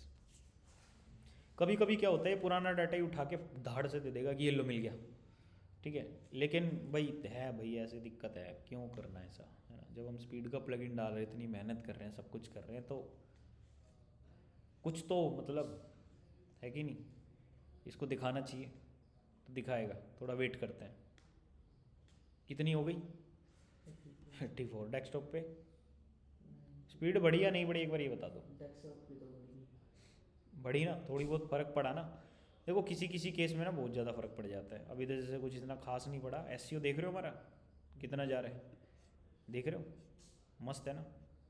बस यही चाहिए। चलो भाई इसको काट देते हैं। स्पीड के लिए बेसिकली 3 वेबसाइट थी, तीनों का नाम मैंने आपको बता दिया है, अपने नोट्स बना रहे हैं ये वीडियो देखते टाइम। अब बात करते हैं कि WP हाइड, ये क्या है, जो कि हम WP एडमिन को छुपा देते हैं। अब ये कैसे हटेगा, आपको टूल्स में जाना है, टूल्स में ऑप्शन नहीं होगा, सेटिंग्स में जाना है, सेटिंग में होता है WP हाइड। अब सेटिंग में जाने के बाद क्या कर लेना है, ये जो लॉगिन है इसको क्या कर देंगे, अपने अकॉर्डिंग चेंज कर देंगे। क्या कर देंगे, अपने अकॉर्डिंग चेंज कर देंगे, ठीक है। अब इस पे जो आप लिखोगे वही आपका लॉगिन यूआरएल बन जाएगा। जैसे बाय डिफॉल्ट क्या होता है लॉगिन, देखो कुछ लोग इस प्लगइन को इंस्टॉल कर देते हैं और ये चेंज नहीं करते हैं, तो वो लोग WP एडमिन डालते हैं तो 404 जाता है। क्योंकि ये प्लगइन इंस्टॉल एंड एक्टिवेट हो चुका है, तो इट मीन्स आपका यूआरएल जो है वो ये बन गया है। क्या बन गया, ये बन गया। फिर आपको WP एडमिन नहीं डालना, वेबसाइट डालने के बाद आपको लॉगिन डालना है। अगर मैं आपको एक ट्रायल के लिए दिखाऊं तो ये ऐसे काम करेगा। आप यहाँ पे आके अगर WP एडमिन डालोगे ना तो ये 404 कर देगा। क्या कर देगा, 4। आपको लगेगा मैंने तो कुछ छेड़ा ही नहीं था, तो आपको लॉगिन डाल देना है। डरना नहीं है कि ये क्या हो गया, आप क्या करूँ, कैसे उसको ठीक करूँ, लॉगिन डाल दो, आ गया। क्योंकि डिफ़ॉल्ट उसके अंदर क्या सेट है, लॉगिन। अब लेकिन मैं तो यहाँ अपना नाम डालूंगा ना भाई, अपना ही, मेरी मर्जी, मेरी वेबसाइट, तो नाम भी मेरा ही है ना। तो एक और इनकॉग्निटो मोड खोल के और उसमें चेक कर लेते हैं फिर से कि ये डाला और PAWAN आ गया। इस पर जब लॉगिन कर लेते हो क्लिक करने के बाद, तो वापस से वो WP एडमिन हो जाता है, ठीक है। इससे कोई ऐसा कुछ खास फर्क नहीं पड़ता, लेकिन वो अपने आप ही वो रिलोड करके कि हाँ आपने ऑथेंटिकेट कर दिया, yes you are the main owner, you have access for the website, तो वो आपको फिर चीज़ें करने देता है, ठीक है। अब देखो भाई, ये जो सारी चीज़ें थी, इसमें कोई भी प्रॉब्लम है आप लोगों को, क्योंकि मैं बिल्कुल जनरल सेटिंग पे डिस्कस करूँगा, ठीक है। जनरल सेटिंग्स लाइक कि जो वेबसाइट पे हमने सेटिंग्स में जर्नल का ऑप्शन दिख रहा है, देखो एक तो ये होता है, आप सिक्योर अगर कर देते हो, SSL यहाँ पे एक्टिवेट हो जाता है, तो इसको आपको S कर देना है बाद में आके। क्या कर देना है, एस कर देना। अभी नहीं है, मैं छेड़ूंगा तो वेबसाइट कांट भी लोड हो जाएगी, तो छेड़ना नहीं है इसको, वरना फिर आपको होस्टिंगर में PHP में एडमिन में जाके सारे वहाँ पे अपडेट करना पड़ेगा कि नहीं मेरा तो URL ये है, मेरा URL ये है। उसको वापस से फिक्स करना एक चैलेंजिंग टास्क हो जाता है, आपको cPanel की ज़रूरत पड़ती है, ठीक है।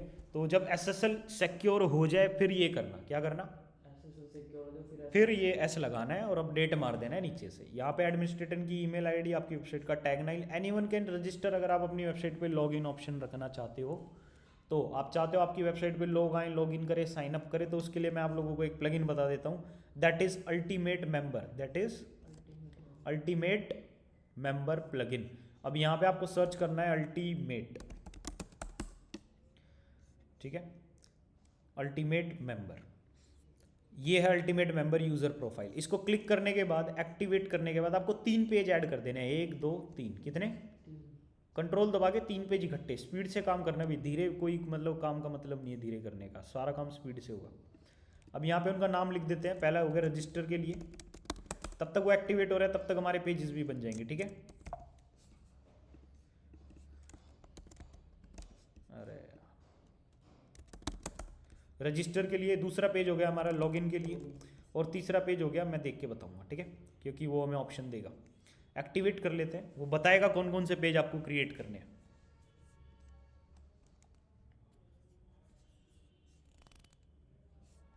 डन है।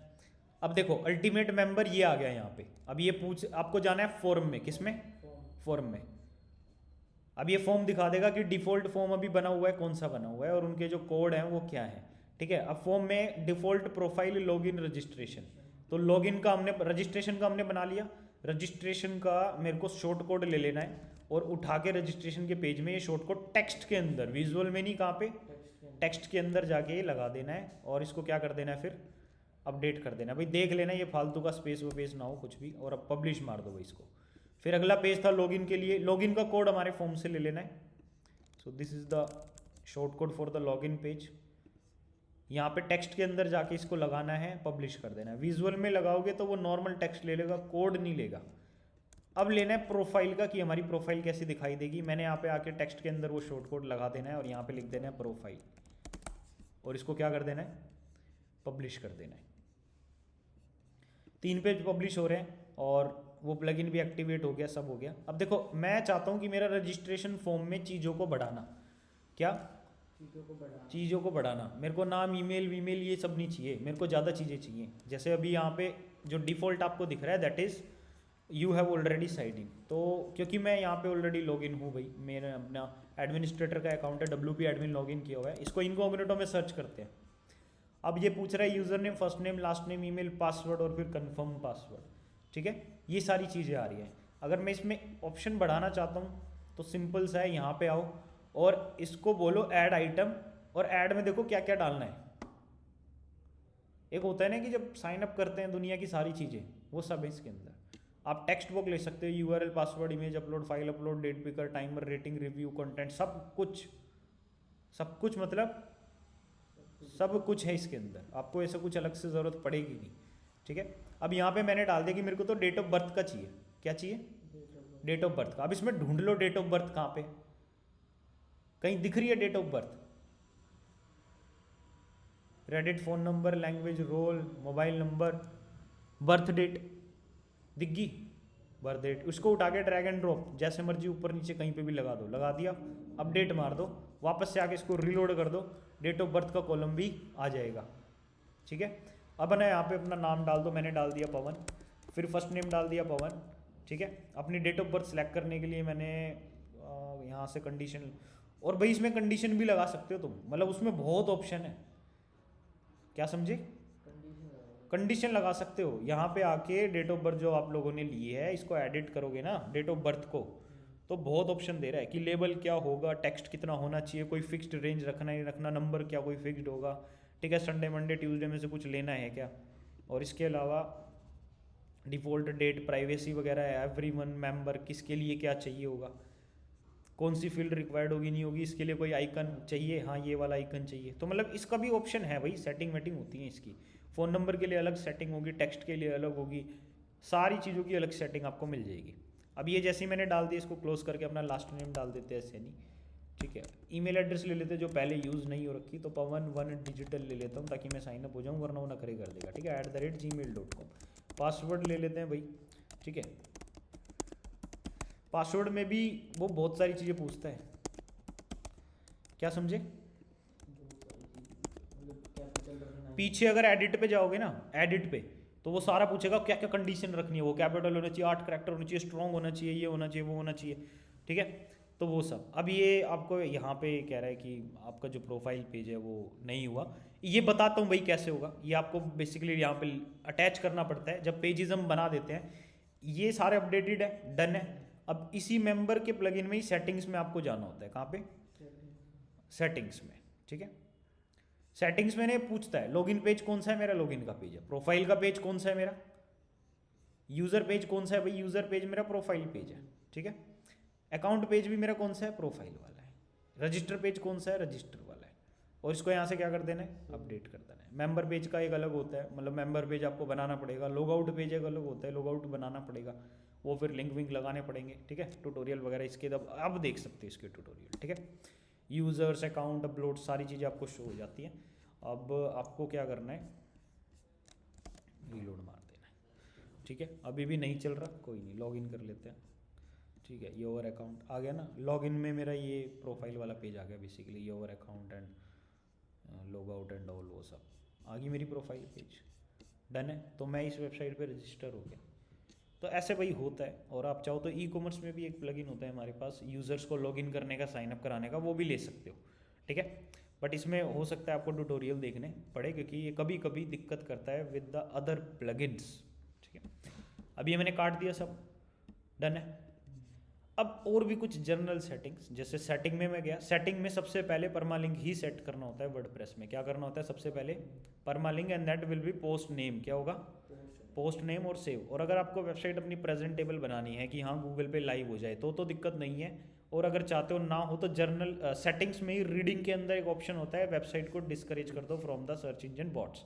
इस पर टिक कर देना तो आपकी वेबसाइट गूगल क्रॉल नहीं करेंगे। इसको हटा देना, अब क्या होगा, गूगल क्रॉल करेंगे। और यहाँ से क्या कर देना, सेव कर देना। अब बात आती है कि आपको है ना अपनी वेबसाइट से क्लाउडफ्लेयर अटैच करना है, क्योंकि क्लाउडफ्लेयर है ना आपकी वेबसाइट की स्पीड को बढ़ा देता है। क्या कर देता है, बढ़ा देता है।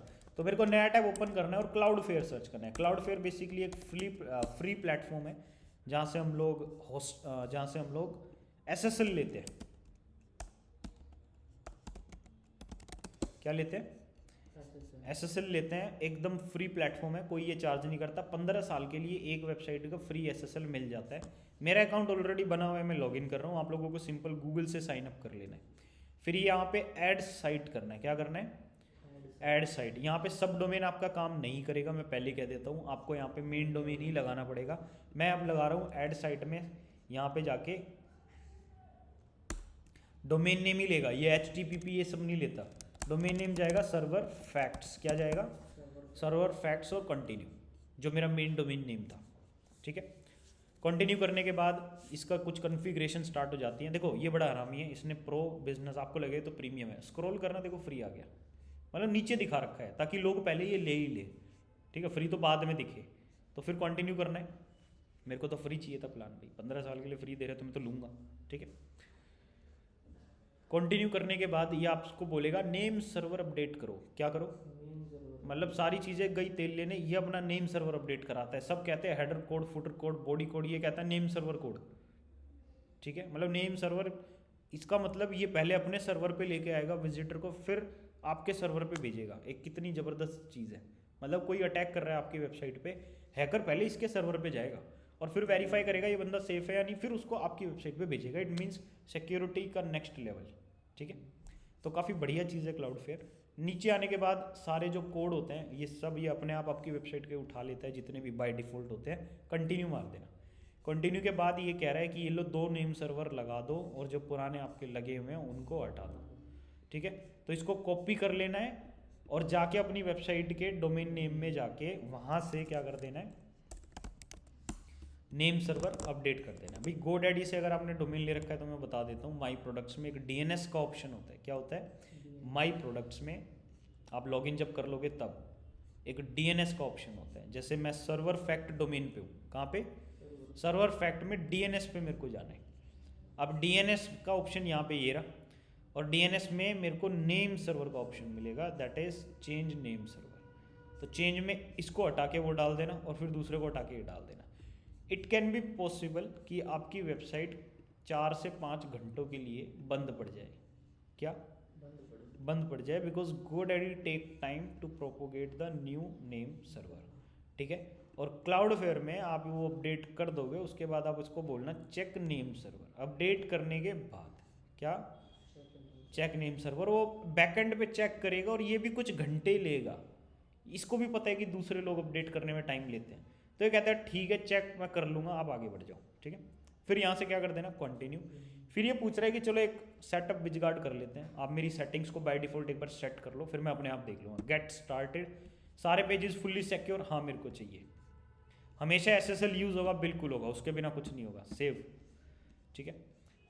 ब्रूटली, ये इसका नया ऑप्शन था जो स्पीड को ऑप्टिमाइज कर देता है। मतलब प्लगइन जो हम लगा रहे थे स्पीड के, इसको लगाने के बाद ऑटोमेटिकली स्पीड और बढ़ जाएगी। क्या समझे? स्पीड और बढ़ जाएगी, और मोबाइल के लिए ये सबसे बेस्ट है। मोबाइल में आपकी कोई प्लगइन स्पीड का हेल्प नहीं करेगा। क्लाउडफेयर आपकी वेबसाइट के मोबाइल की स्पीड को बढ़ाएगा, लेकिन क्लाउडफेयर के प्रोज हैं तो कॉन्स भी हैं। क्लाउडफेयर अगर किसी वेबसाइट पे लगा हुआ है, उस वेबसाइट पे आप कुछ भी अपडेट करते हो, सारे लोगों को वो चेंजेस दिखने में थोड़ा टाइम लगता है, इंस्टेंट चेंजेस नहीं दिखते। इवन मैं आज अपडेट कर रहा हूँ, मे भी उनको कल वो चेंजेस दिखाई दे सबको, लेकिन मैं इस डिवाइस से कर रहा हूँ, मैं अपना प्रीव्यू करके देख रहा हूँ, मेरे लिए सब कुछ काम करेगा, ठीक है। कोई कोड में लगा रहा हूँ वेबसाइट में, मे भी वो थोड़ा सा टाइम ले ले, क्योंकि क्लाउडफेयर के सर्वर से उसको पास होना है, फिर वो वेरीफाई होगा। सारी चीज़ें डन है, इसको कर दो फिनिश, ठीक है। दैट्स इट, नहीं हुआ अभी। अब इसका एक प्लगइन आता है क्लाउडफेयर का, क्या करना है, क्लाउडफेयर का प्लगइन वर्डप्रेस, तभी आप अपनी वेबसाइट की स्पीड ऑप्टिमाइज कर पाओगे अच्छे से। क्लाउडफेयर का वर्डप्रेस का प्लगइन है जो कि एकदम फ्री है, इसको डाउनलोड कर लेना है यहाँ से। बेसिकली गूगल प्लगइन में सर्च करते हैं ना, कई बार ये मिलता नहीं है, तो मेरे को फिर गुस्सा आ जाता है उस चीज़ में, क्योंकि है फिर भी मिलता नहीं है। तो ऐड न्यू प्लगइन करने के बाद इसको अपलोड कर लेंगे, गूगल से ही डाउनलोड कर लिया हमने, और फाइल में यहाँ पे पड़ा हुआ है, इंस्टॉल कर लिया।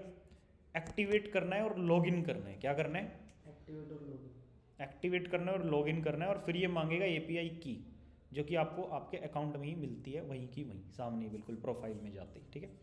तो ईमेल आईडी मेरी कौन सी है, ये वाली है, ठीक है। तो इसको मैंने, मेरा अकाउंट काम हो जाएगा।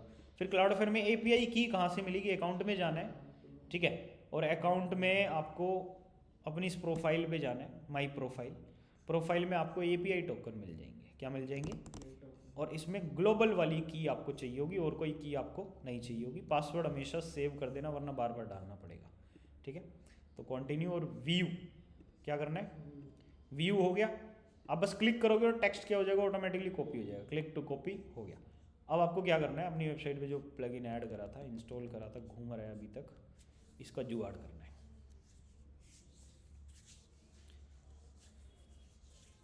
बहुत टाइम ले रहा है भाई, ठीक है। इसके ऊपर नया इतने में तो कर दूंगा मैं, बट ये हाँ, अब ये ना बात, क्लाउडफेयर सर्च कर लिया, ये रहा, इसको एक्टिवेट मार दो, ठीक है। हटाओ इसको यहाँ से, हो गया। अब देखो भाई क्लाउडफेयर कहाँ पे आएगा, सेटिंग्स में आपको क्लाउडफेयर का ऑप्शन मिल जाएगा, ठीक है। कुछ ऑप्शन बाहर ही आ जाते हैं, कुछ ऑप्शन हाइड होते हैं अंदर जाके। जो ऑप्शन हाइड होते हैं ना, या तो वो टूल्स में मिलेंगे या सेटिंग में मिलेंगे, दो ही जगह उनकी, और कोई जगह नहीं है। कई बार अपीयरेंस में भी होते हैं, बस 3 ही जगह, उससे ज़्यादा नहीं। अब यहाँ पे पूछ रहा है create your free account, sign in here. आपको क्या करना है, साइन इन हियर। प्रॉपर्टी तो क्रिएट कर चुके हैं ना ऑलरेडी। अब API को जो कॉपी कर रखा था वो डाल दो पहले। अब ईमेल कॉपी करने मत जाना, वरना ये कोड हट जाएगा, ठीक है। तो यहाँ पे अब डाल दो मैनुअली ईमेल, क्योंकि ईमेल तो सबको याद होती है। और इसको सेव API क्रेडेंशियल, सेव करने के बाद ये टाइम लेगा, और बैड रिक्वेस्ट होगी यहाँ पे, क्योंकि ना हमने नेम सर्वर अपडेट करे और ना वेट करा है, और बस करते जा रहे हैं, तो ये लेता है भाई टाइम। आपको छोड़ देना है, कुछ चीज़ें 24 घंटे के बाद ही करनी चाहिए, ठीक है। तो ये हम सब कुछ करेंगे, और यहाँ से पर्च कैचे कर देंगे, इसको अप्लाई कर देंगे, ये अपने आप घूमेगा, वेबसाइट को ऑप्टिमाइज करेगा, सब कुछ मस्त कर देगा, ठीक है। तो ये अब क्या हो गया क्लाउडफेयर का, दैट्स इट, ठीक है। अब भाई यहाँ पे हमारा ये खत्म। अब चलते हैं वापस से अपनी शीट पे और देख लेते हैं कि कुछ बचा है। यस, ये क्या होता है हमारे पास, रिक्वायर्ड पेजेस। इनको बनाने के लिए बहुत इजी मेथड आप लोगों को बता देता हूँ। आपको क्या करना है, वॉइस टू टेक्स्ट। क्या करना है, वॉइस टू टेक्स्ट। अब सबसे पहले हम अबाउट अस क्रिएट करेंगे, तो स्टार्ट डिक्टेटिंग, एलो कर देना अगर कोई परमिशन चाहिए होती है तो, कंट्रोल ए।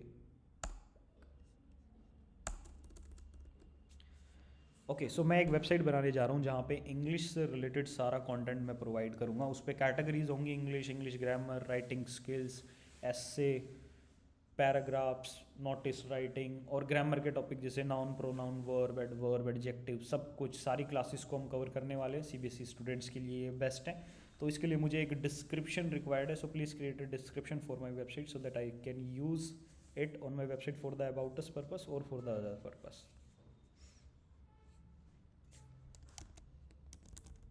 बिना कुछ बोले कॉपी पेस्ट कर लेना, क्योंकि वो फिर दोबारा ऐड ऑन करना स्टार्ट कर देगा जब भी आप बोलोगे, ठीक है। तो अब मैं इसको काट दूंगा, दैट्स इट, ठीक है। अब नया टैब मेरे को ओपन करना है और चैट जीपीटी जो कि हमारा फ्री भाई है एकदम, इसके लिए कोई पैसा नहीं देना। अब यहाँ पे आके पेस्ट कर देना वो सारी चीज़ जो आपने अभी वहाँ पे लिखी थी, क्योंकि टाइम टाइपिंग बचाना है अपना। मैं नहीं चाहता मेरा ऐसे लिखने में ज़िंदगी ख़राब हो जाए, ठीक है। तो अपना यहाँ पर सारा टाइम सेव कर लो। हिंदी में बोला है, चैट जीपीटी हमारा ये प्लेटफॉर्म है, समझदार है, ये अपने आप उसको इंग्लिश में कन्वर्ट कर देगा। अब यहाँ पे लिख दो right it in English, language जरूर लिखना है भाई।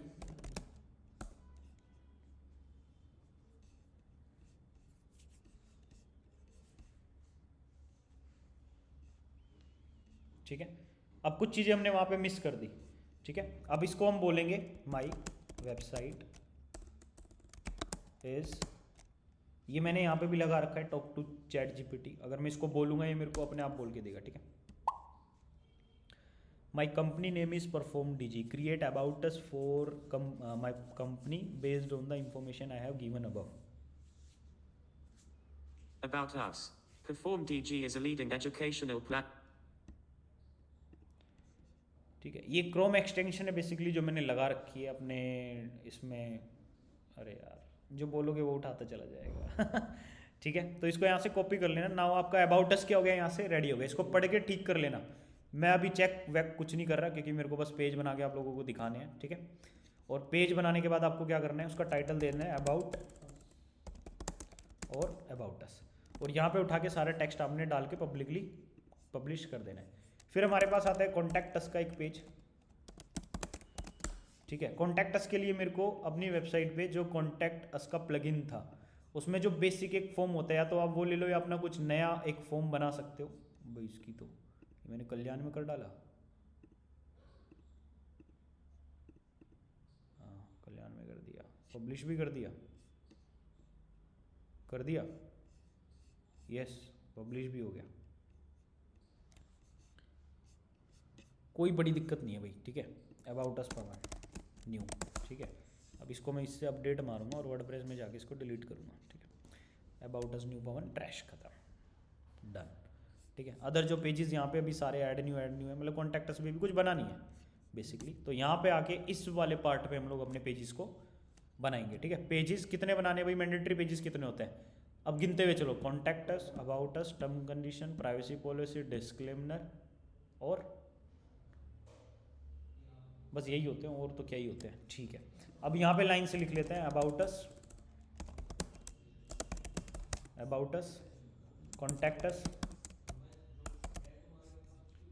Terms and condition, privacy policy,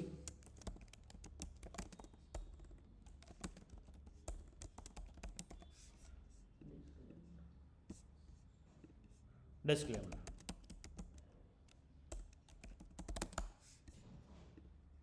done है।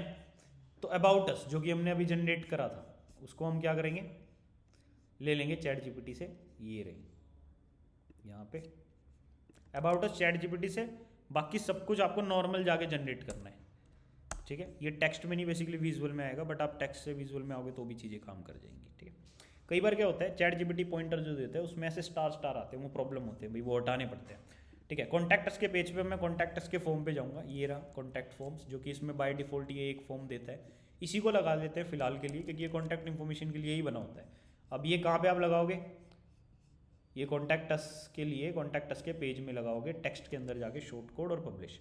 ये मैंने क्लासिक एडिटर लगा रखा है इसलिए आ रहा है, अगर आपके पास ब्लॉक एडिटर होता तो शॉर्ट कोड का एक ऑप्शन होता है उसमें लगाना पड़ता है, ठीक है। फिर आ रहा है terms and condition. Terms and condition के लिए आपको बस ये लिख लिया था ना एक ही बार, इसको कॉपी करो, नया टैब पेस्ट, और यहाँ पे सर्च कर लो जनरेटर। क्या सर्च कर लो, जनरेटर। अब जनरेटर आ जाएंगे भी दुनिया भर के, आप किसी भी वेबसाइट पे जाके जनरेट कर सकते हो, लेकिन याद रखना कि पेड ना हो, फ्री साइट। क्या हो, फ्री साइट हो। अब ये पूछ रहा है कंपनी नेम, मैं डाल दूंगा परफॉर्म, कंपनी नेम भाई टेस्ट है तो टेस्ट ही डाल रहा हूँ, ठीक है। योर वेबसाइट नेम भाई टेस्ट ही, अभी तो सर्वर फैक्ट थी वैसे तो। वेबसाइट का एड्रेस पूछ रहा है तो उठा के वेबसाइट का ये एड्रेस डाल दो, ठीक है, और नेक्स्ट कर दो। कौन सी कंट्री है भाई, इंडिया है, ठीक है। कौन सी स्टेट है भाई, ये दिल्ली नहीं देता है यहाँ पे, मैं हरियाणा सेलेक्ट कर रहा हूँ, ठीक है।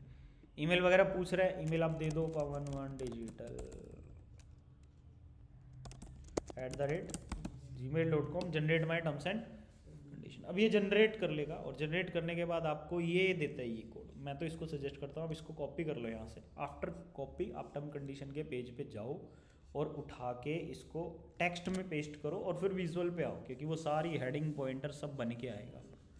क्या समझे, ये आपको बनाने नहीं पड़ेंगे H1 इस तरफ बन के आएगा, ये उतना अच्छे से उसने वहाँ पे दिया हुआ है। और ये वेबसाइट सेव कर लेना, काफ़ी इंपॉर्टेंट, मतलब इसी वेबसाइट से ही कर लेना, सस्ती है, फ्री है, कोई ऐसा मांगा नहीं।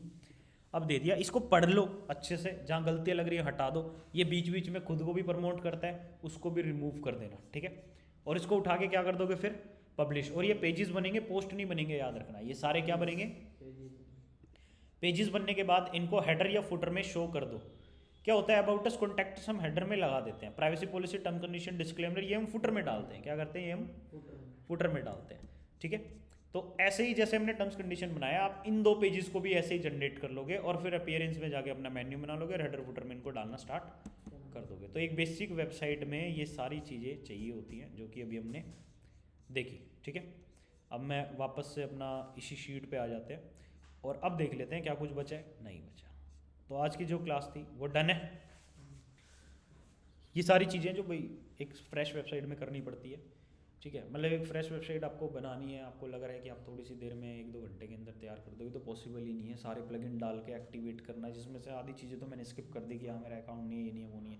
सोचो अकाउंट जो यूज़ करने हो, क्लाइंट की जीमेल यूज़ करनी है, क्लाइंट का एक्सेस चाहिए, वो आपको OTP दे रहा है, फ़ोन नहीं उठा रहा, 70 दिक्कतें होती हैं, वो आपको प्रॉब्लम्स फेस करनी पड़ती है। इन केस ऑफ क्लाइंट अपनी वेबसाइट में प्रॉब्लम नहीं है, ठीक है, सारी चीज़ें हो जाती हैं। एटलीस्ट आपको 2-3-4 घंटे चाहिए होती हैं ये सारे काम निपटाने के लिए, एक बेस लेवल वेबसाइट का बनाने के लिए। देन आती है हमारा डिज़ाइनिंग पार्ट। आप अपने होम पेज को डिज़ाइन करोगे, प्रोडक्ट को डिज़ाइन करोगे, पोस्ट को डिज़ाइन करोगे, लैंडिंग पेजेस जो अदर हैं उनको डिज़ाइन करोगे, फिर ई-कॉमर्स सेटअप करोगे। तो एक कह सकते हैं हफ्ते भर का काम होता है एक वेबसाइट को लाइव तक पहुँचाना। जिन लोगों की स्पीड अच्छी हो जाती है वो उसको जल्दी भी कर सकते हैं। जैसे अगर अपना बताऊँ तो मैं 2-3 दिन में खड़ी कर देता हूँ, ठीक है। But it's depend on availability. अगर हाँ पूरा दिन मेरे पास अवेलेबल है तो एक दिन में भी एक वेबसाइट खड़ी हो जाएगी, लेकिन सारी प्रॉपर फंक्शनैलिटी नहीं होती, क्योंकि कनेक्शंस भी टाइम लेते हैं अपना जो है फुल्ली उनको मैच्योर होने के लिए, ठीक है। वो चीज़ें वहाँ पे ढंग से कनेक्ट नहीं हो पाती। हमें 24 आवर बाद पता चलता है कि किस चीज़ में प्रॉब्लम आ रही है, कौन सी चीज़ में दिक्कत आ गई, कौन सी अटक गई, कौन सी नहीं अटकी। ये सारे डॉक्यूमेंट पे आपको लिखने पड़ते हैं। सोचो सोशल मीडिया के अकाउंट्स तो हमने बनाए ही नहीं है। सोशल मीडिया के अकाउंट बनाएंगे तो सोशल मीडिया अकाउंट्स में लोगो उस साइज़ का जाएगा, ऊपर बैनर उनके अलग से बनाने पड़ेंगे, उनकी शॉर्ट डिस्क्रिप्शन जाएगी, बायो जाएगी, टैग्स वहाँ पे डालने पड़ेंगे, ठीक है। किस चीज़ का पेज है वो सब कंटेंट हमें रेडी करना पड़ेगा। फिर 2-3 पोस्ट भी बना के डालनी पड़ेगी, phone number verify, email verify, और कईयों में फिर ऑथेंटिकेशन भी होता है कि आप मल्टीपल 2 फैक्टर ऑथेंटिकेशन लगा लो। तो बहुत टाइम टेकिंग हो जाता है, ठीक है। और बहुत टाइम टेकिंग तो नहीं, देखो 3-4 दिन तो नॉर्मल चाहिए होते हैं एक वेबसाइट बनाने के लिए, वरना लोग तो महीना भी खा जाते हैं वेबसाइट डिज़ाइनिंग में, ठीक है। तो ये वही सारी चीज़ें जो वर्डप्रेस में हमारे पास बेसिक होती है। आपको लग रहा है कि आपको वेबसाइट बनानी है, आपको कम से कम 1 हफ्ता चाहिए होगा। जो क्लासेस में चीज़ें मैंने आप बताई आप खुद से करोगे तो आपको करने में 2 या 3 दिन लगेंगे, ठीक है। इसीलिए ऑल्टरनेट डेज पे क्लासेस होती है, आप आराम से उनको कर सकते हो। क्लास की रिकॉर्डिंग आपको मिल जाएगी, टोटल 1 घंटे 53 मिनट की रिकॉर्डिंग है। अभी मीटिंग स्टॉप करते हैं, ऑनलाइन किसी को भी डाउट है तो पूछ लो। क्या बात है, मैंने तो देखा ही नहीं कौन है कौन नहीं है।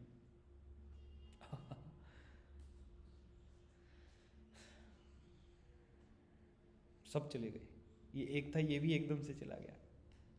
इसीलिए मैं भरोसा नहीं करता ऑनलाइन क्लास में, ठीक है। ऑनलाइन में आप लोग घंटा सीखते हो, ठीक है।